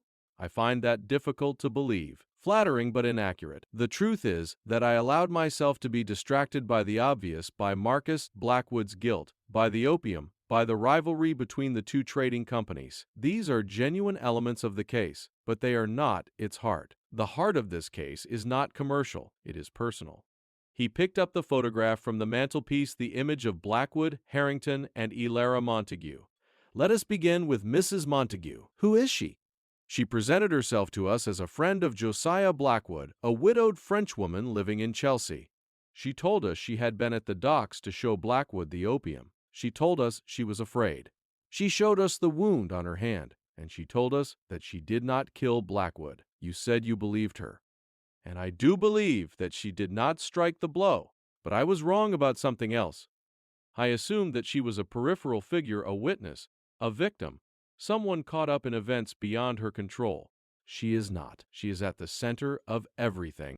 Holmes set down the photograph and picked up the red leather ledger. "This ledger, which we found in Mrs. Montague's study, is not, as I initially assumed, a record of the opium smuggling operation. The figures do not match the quantities of opium found in the warehouse. They are too large. The values are too high. This ledger records something else entirely." "What?" "Stolen antiquities. Artifacts looted from temples and tombs in India and Southeast Asia, smuggled into England, and sold to private collectors through a network of dealers and auction houses. The operation has been running for at least 3 years, far longer than the opium smuggling, which was merely a recent addition, a secondary income stream." He opened the ledger and pointed to a column of entries. "Each item is listed by a code, a letter number combination, but I was able to cross-reference several entries with a catalog of stolen Indian antiquities published by the Royal Asiatic Society last year. The matches are unmistakable. These are items that were reported stolen from the Madras Museum, the Jaipur Palace Collection, and several private temples in Rajasthan." "Good Lord! The scale is extraordinary. We are talking about hundreds of items, sculptures, jewelry, illuminated manuscripts, carved ivory worth, collectively, hundreds of thousands of pounds. And the operation has been run with remarkable sophistication, using the Imperial Oriental Trading Company's ships as transport and its warehouses as temporary storage. And Harrington is behind it?" "Harrington is part of it, but he is not the mastermind. The mastermind, Watson, the person who organized the theft network in India, who established the smuggling routes, who cultivated the buyers in London, is Elara Montague." I stared at him. "Mrs. Montague? Her real name is not Montague. It is Vashti Menon. She is Anglo-Indian, born in Madras to a British father and an Indian mother. She was educated in Paris, married a French shipping agent named Henry Montague, and used his connections to establish a network for the trafficking of stolen antiquities. When Henry died, she inherited his contacts and continued the operation independently." "How do you know this?" 3 telegrams to contacts in Bombay, Marseille, and the India office. The replies arrived this afternoon. "Vashti Menon, or Elara Montague, has been wanted by the Indian authorities for 2 years in connection with a series of temple thefts in Rajasthan.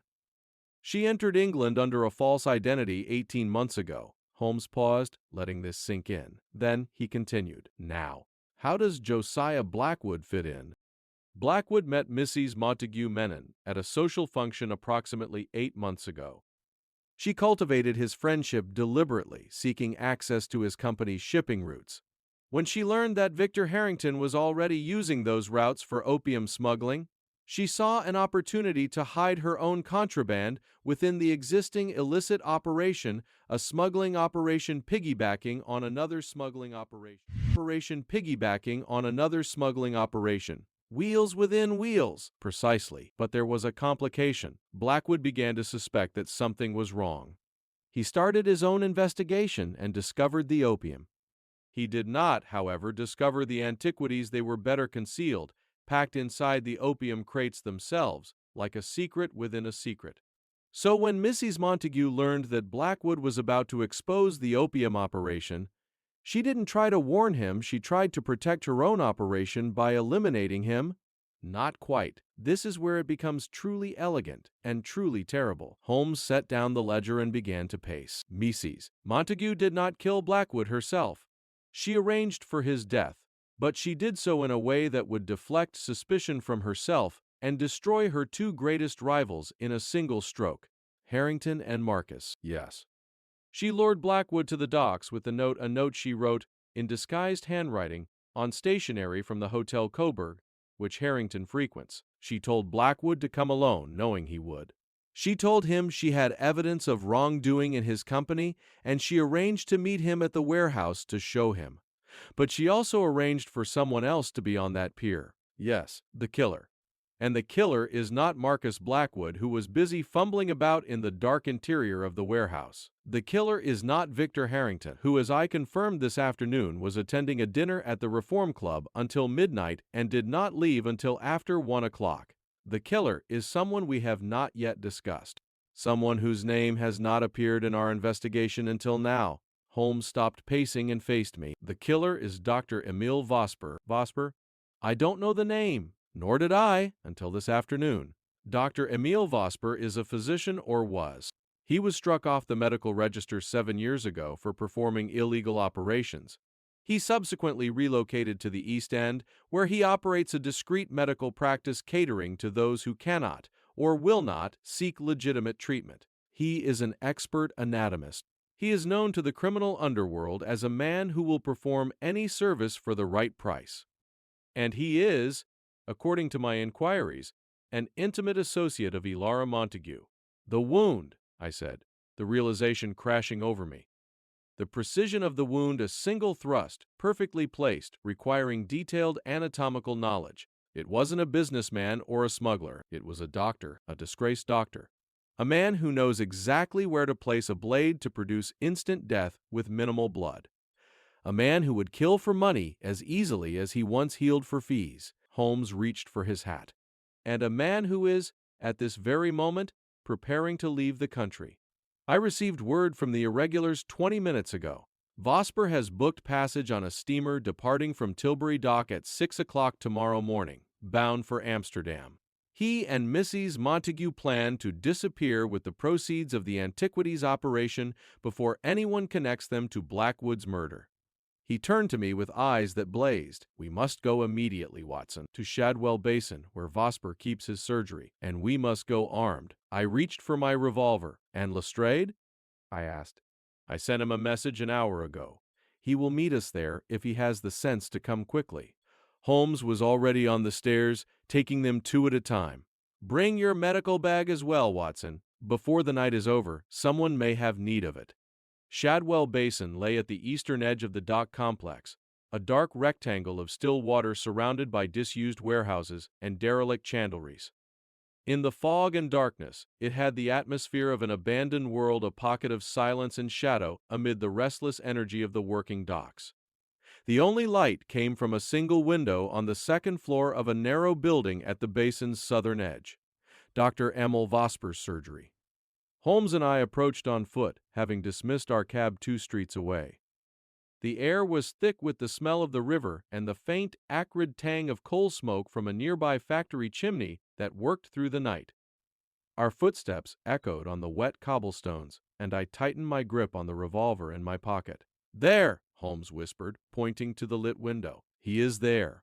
And unless I am much mistaken, so is Mrs. Montague." We circled the building and found a rear entrance, a heavy door, unlocked, that opened onto a narrow staircase. We ascended in darkness, guided by the thread of light beneath a door at the top. Holmes pressed his ear to the door. From within came the sound of voices, a man's and a woman's, speaking rapidly and urgently. I could not make out the words, but the tone was unmistakable. Argument, disagreement, fear. Holmes looked at me. I nodded. He opened the door. The room beyond was a combination of surgery and sitting room, a cluttered, lamplit space that smelled of carbolic acid and old books. Medical instruments gleamed on a steel tray. Shelves lined the walls, loaded with jars, bottles, and leather-bound volumes. In the center of the room, standing on either side of a table covered with papers and maps, were 2 people. Dr. Emil Vosper was a man of perhaps 50, with a narrow, intelligent face, wire-rimmed spectacles, and the long, precise hands of a surgeon. His hair was gray and thinning, combed back from a high forehead, and he had the particular stillness of a man who was accustomed to controlling his emotions under pressure. He wore a dark suit and a waistcoat of deep burgundy, and he regarded our entrance with an expression of cold surprise. Elara Montague Vashti Menon stood beside him. She was dressed for travel. A dark coat, her hair pinned beneath a hat, a small valise at her feet. Her face, when she saw Holmes, went through a rapid sequence of emotions: shock, recognition, calculation, and finally something that might have been resignation. "Mr. Holmes," Vosper said, and his voice was smooth and measured. "I was not expecting visitors." "No?" Holmes said, stepping into the room. "I don't suppose you were. Dr. Emil Vosper, I presume, formerly of Harley Street, latterly of nowhere in particular. And Mrs. Montague, or should I say Miss Menon, whom I see is preparing for a journey." Vosper's eyes flickered to the woman beside him, then back to Holmes. "I don't know what you're talking about." "Then allow me to enlighten you. 2 nights ago, on Pier 7 of the Whitechapel docks, you murdered Mr. Josiah Blackwood by driving a narrow blade, a surgical instrument, I believe, into his back, piercing his heart. You did so at the direction of this woman who had lured Blackwood to the pier under the pretense of showing him evidence of criminal activity within his own company. The murder was designed to silence Blackwood before he could expose the antiquities smuggling operation that Miss Menon has been conducting through the Imperial Oriental Trading Company, and to frame either Marcus Blackwood or Victor Harrington for the crime." Pause. The silence that followed was absolute. Outside, I could hear the faint slap of water against the basin walls and the distant cry of a night bird. Then Vosper laughed. It was a strange, humorless sound, the laugh of a man who has been caught and knows it, but who refuses to show fear. "You are remarkable, Mr. Holmes, truly remarkable. I have heard that about you, and I see it is not exaggerated." He removed his spectacles and cleaned them slowly, methodically. "How much do you know?" "Everything. The antiquities operation running for 3 years through the Blackwood Company's shipping routes. The opium smuggling which Harrington established independently and which Miss Menon used as camouflage for her own contraband. The relationship between you and Miss Menon, professional and, I suspect, personal. The murder itself, planned with the precision of a surgical procedure, because that is precisely what it was." Vosper replaced his spectacles. "And the proof?" "The red ledger, which records every transaction. The testimony of Marcus Blackwood, who saw a figure on the pier that night, a figure of your height and build. The footprints on the pier, which belong to a man wearing shoes of your size 8 with a wear pattern consistent with the habitual favoring of the left leg that results from your old hip injury, sustained in a riding accident in 1886. And this." Holmes reached into his pocket and produced a small object that glinted in the lamplight. It was a medical instrument, a trocar, long and wickedly thin, with a wooden handle and a steel shaft that tapered to a point. "This was recovered from the Thames mud beneath Pier 7 this afternoon by divers acting on my instructions. It is the murder weapon. I suspect it will bear your fingerprints, Doctor. And I suspect it came from that tray." He pointed to the steel tray on the table. Among the instruments arrayed upon it was a gap, a space where a trocar should have been. Pause. Vosper looked at the tray, then at Holmes, then at Ilara Montague. "You see, Vashti," he said quietly, "I told you it would not work. I told you the moment I heard Sherlock Holmes was involved, but you wouldn't listen." Ilara Montague Vashti Menon drew herself up to her full height. The fear was gone from her face now, replaced by something harder, colder, and infinitely more dangerous. "You are a weak man, Emile," she said. "You have always been a weak man." "I should have done it myself." "Yes," Holmes said, "you should have. Because a professional criminal, Miss Menon does not leave her glove at the crime scene." Her composure cracked just for an instant. "The glove. That damned glove. I thought—" "You thought you had retrieved everything when you fled the warehouse. But you were wounded. The cut on your hand, sustained when you grasped the trocar from Dr. Vosper after he had struck the blow, in order to dispose of it yourself. The pain distracted you. The glove slipped from your injured hand. And it lay there in the blood from your wound, not from Blackwood's until I found it the following morning." "The blood in the warehouse was hers?" I asked. "Yes, Watson. A deep laceration of the palm bleeds profusely. The blood in the warehouse was Mrs. Montague's, not a second victim's. My initial hypothesis of a second victim was incorrect, one of several errors I made early in this case. But the glove was the key. It placed her at the scene, and it bore her monogram. Once I had established her true identity, the rest followed." Vosper had been standing very still throughout this exchange, his surgeon's hands perfectly steady at his sides. Now, slowly, he moved his right hand toward the table. "I would not do that, Doctor," Holmes said. His voice was calm, but there was steel in it. "Watson has a revolver trained upon you, and he is an excellent shot." "I am," I confirmed, and I meant it. Vosper's hand stopped. But Ilara Montague was not so easily deterred. In a movement so sudden that it caught even Holmes off guard, she seized a heavy glass jar from the shelf behind her and hurled it at the lamp. The room plunged into darkness. Music swells. What followed was a chaos of noise and movement. I heard Vosper's footsteps quick, darting toward the rear staircase, and Ilara's voice, sharp with command, shouting something in a language I did not understand. I heard Holmes's voice, "Watson, the door!" And then the sound of the door to the rear staircase slamming open.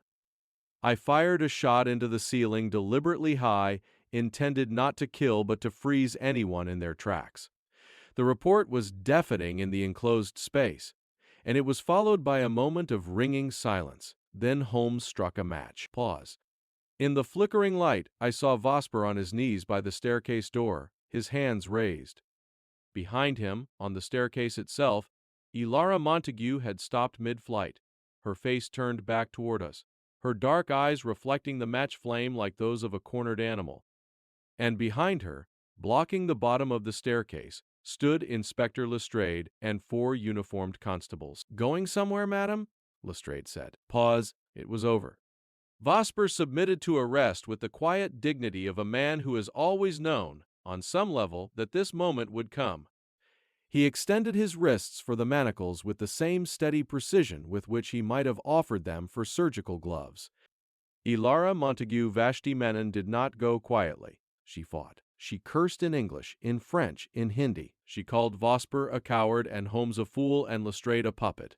She swore that the antiquities she had stolen were her birthright, the heritage of her mother's people, looted by the British and locked away in private collections by men who did not understand their value or their meaning. I was taking them back, she spat, as the constables led her toward the waiting police wagon. Every piece I stole was a piece that had been first stolen from India, from my India, by your precious empire. 1. The gray light of a London dawn was beginning to seep through the windows of 221B Baker Street when Holmes and I at last returned from Shadwell Basin. We were exhausted physically, mentally, and in my case, emotionally, but Holmes, as was his peculiar habit after the resolution of a case, seemed more alive than ever, his eyes bright, his movements quick, his mind still turning over the details of the affair like a jeweler examining the facets of a completed stone. Mrs. Hudson, bless her, had left a cold supper and a fresh pot of coffee on the sideboard, along with a note that read simply, "I heard you leave. I expect you will need this when you return." It was the kind of quiet, undemanding kindness that made 221B Baker Street something more than lodging, something closer to a home. Holmes draped himself across his armchair, his long legs extended toward the fire, and lit his pipe. I poured coffee for both of us and sank into my own chair with a weariness that reached down to the marrow of my bones. "Well, Watson," Holmes said, exhaling a plume of blue smoke toward the ceiling. "It is done." "Not entirely," I replied. "There are still questions unanswered. There are always questions unanswered. The universe is not so obliging as to present us with complete narratives, but the essential facts are established. The murderer is in custody, and the innocent, or at least the less guilty, will not hang for a crime they did not commit." Pause. "What will happen to Marcus Blackwood?" I asked. "He will be charged with his role in the opium smuggling. A serious offense. Certainly he faces several years in prison. But he will not face the gallows. Charlotte Blackwood has already engaged Sir Edward Clark to represent him, and I suspect that Marcus's cooperation with the investigation, combined with evidence of Harrington's coercion, will weigh in his favor, and Harrington himself, arrested this evening at his home in Belgravia. Lestrade's men found him packing a trunk.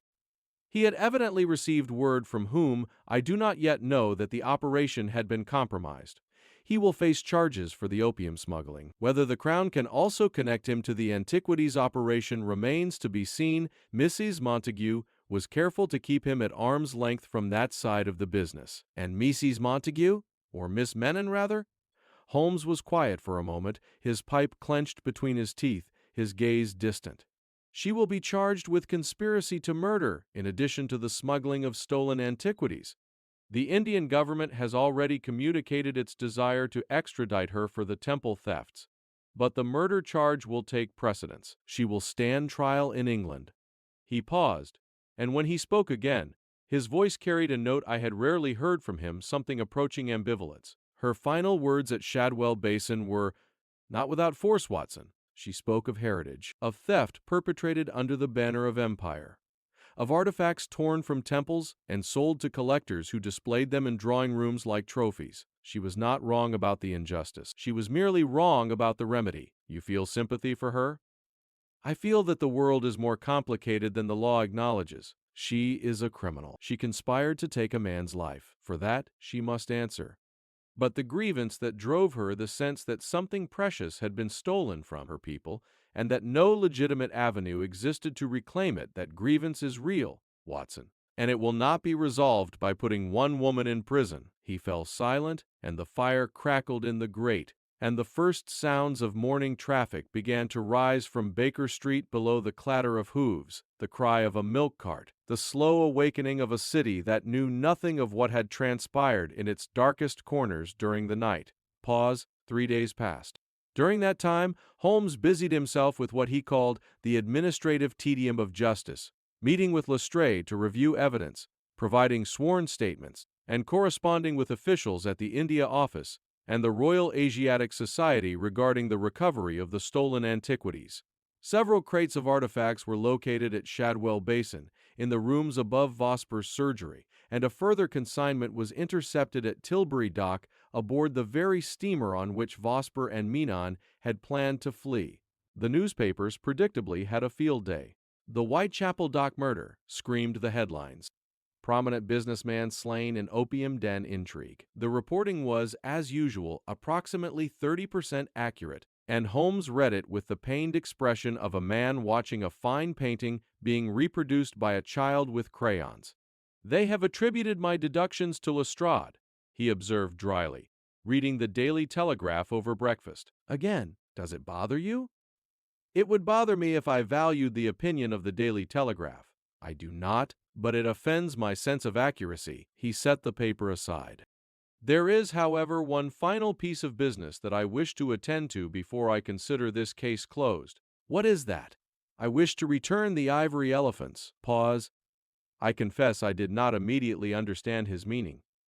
But that afternoon, Holmes and I made 3 visits. The first was to the evidence room at Lemon Street Police Station, where Holmes, with Lestrade's grudging permission, retrieved the small ivory elephant figurine that had been found in Mrs. Montague's study at Chainwalk. The second was to Marcus Blackwood's rooms in Marylebone, where, with the cooperation of his valet, Holmes collected the matching figurine from the mantelpiece. The third was to Warehouse 14, where Holmes located the third elephant on the shelf where it had been visible in the photograph. He placed all 3 figurines side by side on the table in our sitting room and examined them with his lens. "Rajasthani work," he said. "17th century, if I am not mistaken, carved from a single tusk. They are a set part of a larger collection of 12 elephants that was stolen from the Amber Fort near Jaipur in 1891. Each figurine is worth perhaps £200 individually, but as a set, the collection is priceless. And Mrs. Montague distributed them as gifts, as tokens, as anchors. She gave one to each of her key associates, Blackwood, Marcus, and presumably Harrington as well, though his has not been recovered, as a symbol of their connection to the operation, a shared secret, rendered in ivory, elegant in its way, and deeply incriminating. He wrapped the 3 figurines in cloth and placed them in a small wooden box.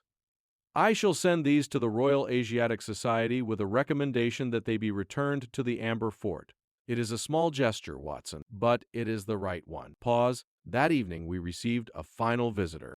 Charlotte Blackwood came to Baker Street at 7 o'clock, dressed once more in black, her face pale but composed. She had come, she said, to thank Holmes for his work and to ask a question. "My father," she said. "Was he a good man, Mr. Holmes?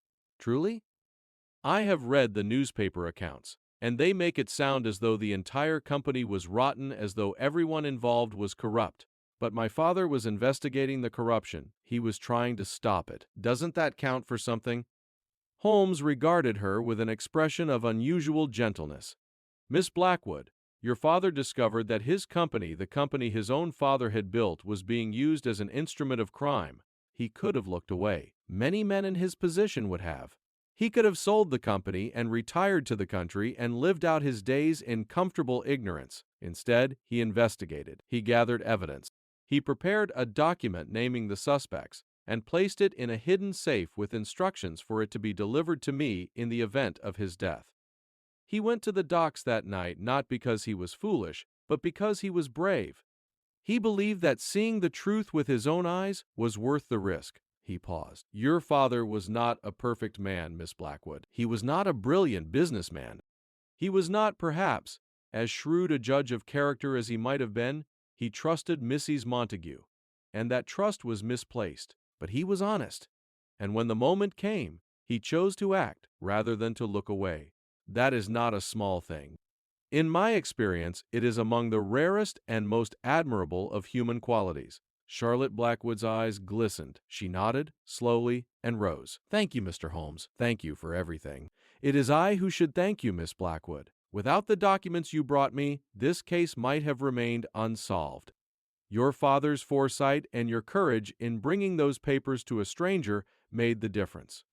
She left, and the door closed softly behind her, and the rooms at Baker Street settled once more into their customary quiet. Pause. The trial of Dr. Emil Vosper and Vashti Menon, alias Elara Montague, took place at the Old Bailey in January 1894, before Mr. Justice Hawkins and a jury of 12 men who listened with rapt and horrified attention to the details of the Whitechapel dock murder. The prosecution's case was led by Sir Charles Russell, the Attorney General himself, a measure of the importance the Crown attached to the affair. Holmes was the principal witness, and he gave his testimony with the clarity, precision, and devastating logic that I had witnessed so many times in private, but which never failed to impress me when deployed in a public setting. He began with the crime scene: the body on Pier 7, the missing watch, the cryptic note, the crimson silk thread. He described his examination of the pier, the warehouse, the bloodstain, and the glove. He traced the investigation through the Langham Hotel, through Marcus Blackwood's rooms, through the house at Chain Walk, and through the night reconnaissance of the warehouse. He explained the opium smuggling and the antiquities operation, showing how the two had been layered one upon the other, a crime concealed within a crime, like a Russian nesting doll. He described the red leather ledger and its contents, the stolen artifacts, and the network of dealers and collectors who had purchased them. And then he turned to the murder itself. The killing of Josiah Blackwood, Holmes told the court, was not a crime of passion, nor a crime of opportunity. It was a planned assassination, conceived by the defendant Menon and executed by the defendant Vosper, with the specific intention of silencing a man who was on the verge of exposing their criminal enterprise. He described how Menon had cultivated Blackwood's friendship, how she had learned of his investigation, and how she had orchestrated his movements on the night of his death, the dinner at the Langham, the note luring him to the pier, the arrangement for Vosper to be waiting in the darkness. The note read, "Pier 7, midnight. Come alone or everything is lost." Holmes held up the slip of paper. The handwriting was disguised, but analysis reveals it was written by the same hand that inscribed the message on Mrs. Montague's visiting card. He knows. We have no more time. That hand belongs to neither of the defendants. It belongs to a third party, a messenger, a go-between, whose identity I have not been able to establish with certainty.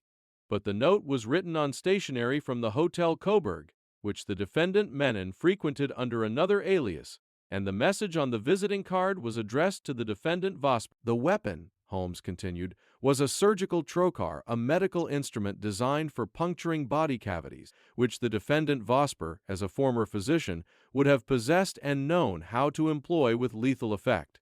The trocar was recovered from the Thames mud beneath Pier 7 by police divers, and has been positively identified as belonging to the defendant Vosper by the distinctive markings on its handle, which match the set found in his surgery at Shadwell Basin. He described the wound, its precision, its angle, its lethality, and I was called to the stand to provide my medical opinion confirming that the wound could only have been inflicted by someone with detailed anatomical knowledge. The defense, represented by Mr. Edward Marshall Hall for Vosper and Mr. Rufus Isaacs for Menon, fought vigorously. They challenged the chain of evidence, questioned the reliability of footprint analysis, and attempted to portray Menon as a victim of Vosper's manipulation rather than the architect of the crime. Vosper himself, in a remarkable display of cold-blooded calculation, attempted to claim that Blackwood's death had been accidental, that he had confronted the man on the pier and struck him in self-defense. Holmes's cross-examination testimony demolished this claim with surgical precision of its own. A single wound to the heart, delivered from behind at an upward angle of 30 degrees, with a trocar that the defendant brought to the scene concealed upon his person, Holmes said. There is no construction of self-defense that accommodates these facts. This was a premeditated killing. The wound tells us so, the weapon tells us so, and the elaborate deception that brought the victim to that pier at midnight, the note, the dinner, the false pretense of friendship tells us so beyond any reasonable doubt. Pause. The jury deliberated for 3 hours. Dr. Emil Vosper was found guilty of murder and sentenced to death. He received the verdict with the same cold composure he had displayed throughout the trial, inclining his head to the judge as though acknowledging a colleague's professional opinion. Vashti Menon was found guilty of conspiracy to murder and of trafficking in stolen antiquities. She was sentenced to life imprisonment. When the verdict was read, she closed her eyes for a long moment, and when she opened them, she looked directly at Holmes, a look that held no anger, no hatred, only a profound and bitter weariness. Victor Harrington pleaded guilty to charges of opium smuggling and was sentenced to 12 years penal servitude. Marcus Blackwood, having provided evidence for the prosecution and having been assessed by the court as a victim of coercion, received a reduced sentence of 3 years imprisonment for his role in the smuggling operation. Charlotte Blackwood was present in the gallery when the sentence was read, and I saw her bow her head, not in grief, I thought, but in relief that it had not been worse. Pause. The weeks following the trial brought a gradual resolution of the many threads that the case had left dangling. The stolen antiquities were recovered, not all of them, but a significant number. 63 items were found at Shadwell Basin. A further 28 were intercepted at Tilbury. And over the following months, Holmes worked quietly with the Royal Asiatic Society and the India Office to identify and reclaim pieces that had already been sold to private collectors in England, France, and Germany. It was painstaking work and not always successful. Some collectors refused to acknowledge that their purchases were stolen, and the legal mechanisms for international recovery of cultural property were, in 1894, rudimentary at best. But 12 of the ivory elephants from the Amber Fort were eventually returned to Jaipur.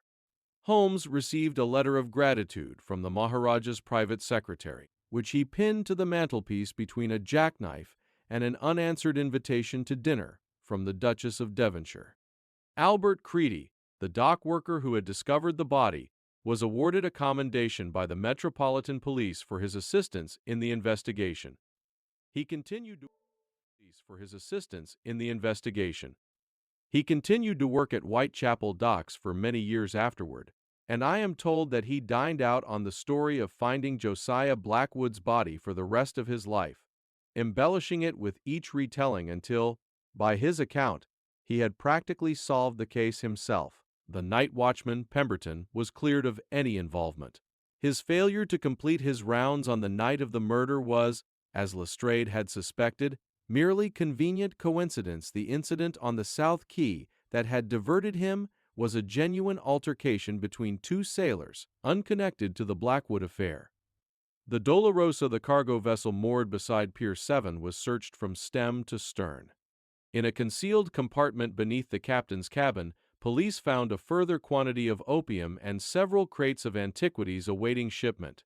The ship's captain, a Maltese national named Garibaldi Zamet, was arrested and charged with smuggling. He proved to be a minor figure in the operation, a paid functionary who asked no questions and did as he was told. Pause. The crimson silk thread, the one found caught between Josiah Blackwood's fingers, was eventually traced to a shawl belonging to Vashti Menon. It was a Kashmiri pashmina, woven in crimson silk and gold thread, that she had been wearing on the night of the murder. In the struggle on the pier, for there had been a brief struggle, despite the swiftness of the killing, Blackwood had grasped at his attacker and caught a thread of the shawl. It was, in its way, his final act of investigation, a dying man's hand reaching out to seize evidence, to point, however faintly, toward the truth. Holmes found this detail profoundly moving, though he would not have used that word. He was reaching for her, he said, one evening, staring into the fire. Not in supplication, in accusation. Even as he fell, he was trying to identify his killer. There is something admirable in that, Watson. Something that speaks to the fundamental stubbornness of the human desire for justice. You speak as though you knew him. I did not know him, but I know his type. The decent man who discovers that the world around him is indecent and who refuses to accept it. They are rare, Watson, and they are often destroyed, but they matter. Pause. There remained, however, one mystery that was not resolved at trial, and which continued to nag at Holmes for some time afterward. The matter of Josiah Blackwood's missing gold watch. The watch had been on Blackwood's person when he left for the Langham Hotel. The waiter, Gibbons, recalled seeing him check it during dinner. But when the body was found on Pier 7, only the chain remained. The watch itself was gone. It was not found on Vosper. It was not found on Menon. It was not among the evidence recovered from Shadwell Basin or the warehouse. It had simply vanished. Holmes theorized that the watch had been taken by a third party, someone who had come upon the body in the interval between the murder and its discovery by Albert Creedy. A dockworker, perhaps, or one of the shadowy figures who inhabited the waterfront at night. A simple act of opportunistic theft, unconnected to the larger crime. But there was another possibility, and it was one that Holmes mentioned only once, late one evening, when the fire had burned low and the mood was contemplative. There is a fourth set of footprints on the pier, Watson. You will recall small footprints near the landward end. Someone who approached, stood for a time, and then retreated. I assumed these belonged to a bystander, a witness who saw something and fled. But what if they belonged to someone who came to the pier after the murder? Someone who found the body, took the watch, and left without raising the alarm? Why would someone do that? Perhaps because the watch contained something, an inscription, a hidden compartment, a photograph that the taker wished to possess. Or perhaps because the taker was someone who knew Blackwood, who came to the pier in response to the same note or a similar one, and who arrived too late to save him, but in time to take a keepsake. A keepsake? From a murdered man? People do strange things in moments of shock, Watson. They take objects. They hold on to them. They cannot explain why afterward, but in the moment, the impulse is overwhelming to take something, anything, that connects them to the person they have lost. He never pursued the theory further, and the watch was never found. It remains, in my notes, the single unsolved element of the Whitechapel dock murder, a small, gleaming absence at the heart of the story, like a gap in a row of teeth, a missing note in a melody. Pause.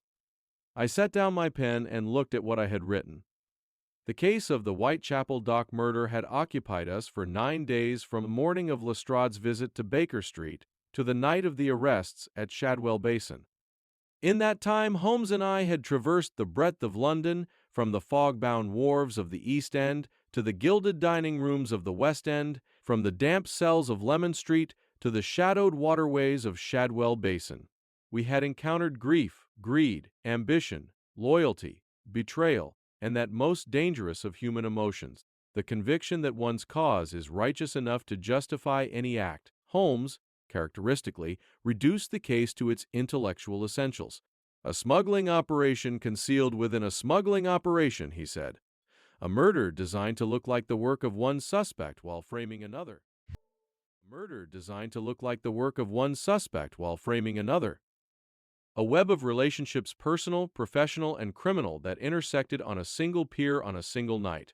It was, in its construction, rather elegant. The flaw was the glove. And the thread. And the thread. Two small, physical objects that the cleverest criminal mind could not anticipate. That is the eternal weakness of the perfect crime, Watson. It must be executed in the physical world, where gloves fall from wounded hands and threads catch on dying fingers. The mind may be flawless, but the world is not. He was right, of course. He was nearly always right. But I found myself thinking, as I so often did at the conclusion of a case, not of the intellectual puzzle, but of the human cost. Josiah Blackwood was dead, a decent man, killed for the crime of asking questions. Marcus Blackwood was in prison, a weak man, certainly, but not an evil one, destroyed by his own ambition and another's manipulation. Charlotte Blackwood was a lone orphan, betrayed by people she had trusted, left to rebuild a life from the wreckage of a family. And Vashti Menon, what of her? She sat in a cell in Holloway Prison, stripped of her aliases and her freedom, but not, I suspected, of her convictions. She had stolen from temples. She had conspired to kill. She had used and discarded people with the cold efficiency of a chess master sweeping pieces from a board. And yet her grievance, the original grievance, the sense that something had been taken from her people that could never be restored through legitimate channels, was not imaginary. It was real. It was documented. It was, in the great ledger of imperial history, one of 1,000 similar entries, each representing a theft so vast and so normalized that it had ceased to be perceived as theft at all. Holmes did not concern himself with such reflections. His interest was in the crime, not the context, the puzzle, not the politics, and perhaps that was wise. A detective who allowed himself to be swayed by the moral ambiguity of every case would be paralyzed within a week. But I was not a detective. I was a doctor and a writer, and a man who had seen enough of the world to know that the line between right and wrong was not always as sharp as the law required it to be. Pause. I closed my notebook and looked across the sitting room at Holmes, who had returned to his violin and was playing, very softly, a passage from a Bach partita. The melody wound through the room like smoke, intricate and beautiful, each note precisely placed, each phrase resolving into the next with the mathematical elegance that Holmes found in all things in music, in crime, in the endlessly complex architecture of human behavior. The fire had burned down to embers. The fog outside the windows had lifted, and through the glass, I could see the rooftops of London stretching away under a sky of deep, clear indigo, pricked with the first faint stars. Somewhere out there the river flowed patient, indifferent, carrying the city's secrets toward the sea, and upon its banks the docks went about their eternal business, the loading and unloading, the arrivals and departures, the ceaseless movement of goods and people and stories across the face of the water. The Whitechapel dock murder was solved. The guilty would answer for their crimes. The dead would rest. But the world, the complicated, unjust, endlessly fascinating world would go on. Pause, a postscript added some months later. In the spring of 1894, I received a letter, forwarded through my publisher, bearing a Jaipur postmark. Inside was a photograph, 12 ivory elephants, arranged in a semicircle upon a velvet cloth, each one gleaming in what appeared to be sunlight. On the reverse was written, in a careful hand, "Return to their home, with the gratitude of those who remember." There was no signature. I showed it to Holmes, who examined it briefly, nodded, and pinned it to the mantelpiece beside the Maharaja's letter. "Every case leaves a mark, Watson," he said, "on the world and on us. The question is whether the mark is a scar or a signature." He picked up his violin and began to play. I picked up my pen and began to write.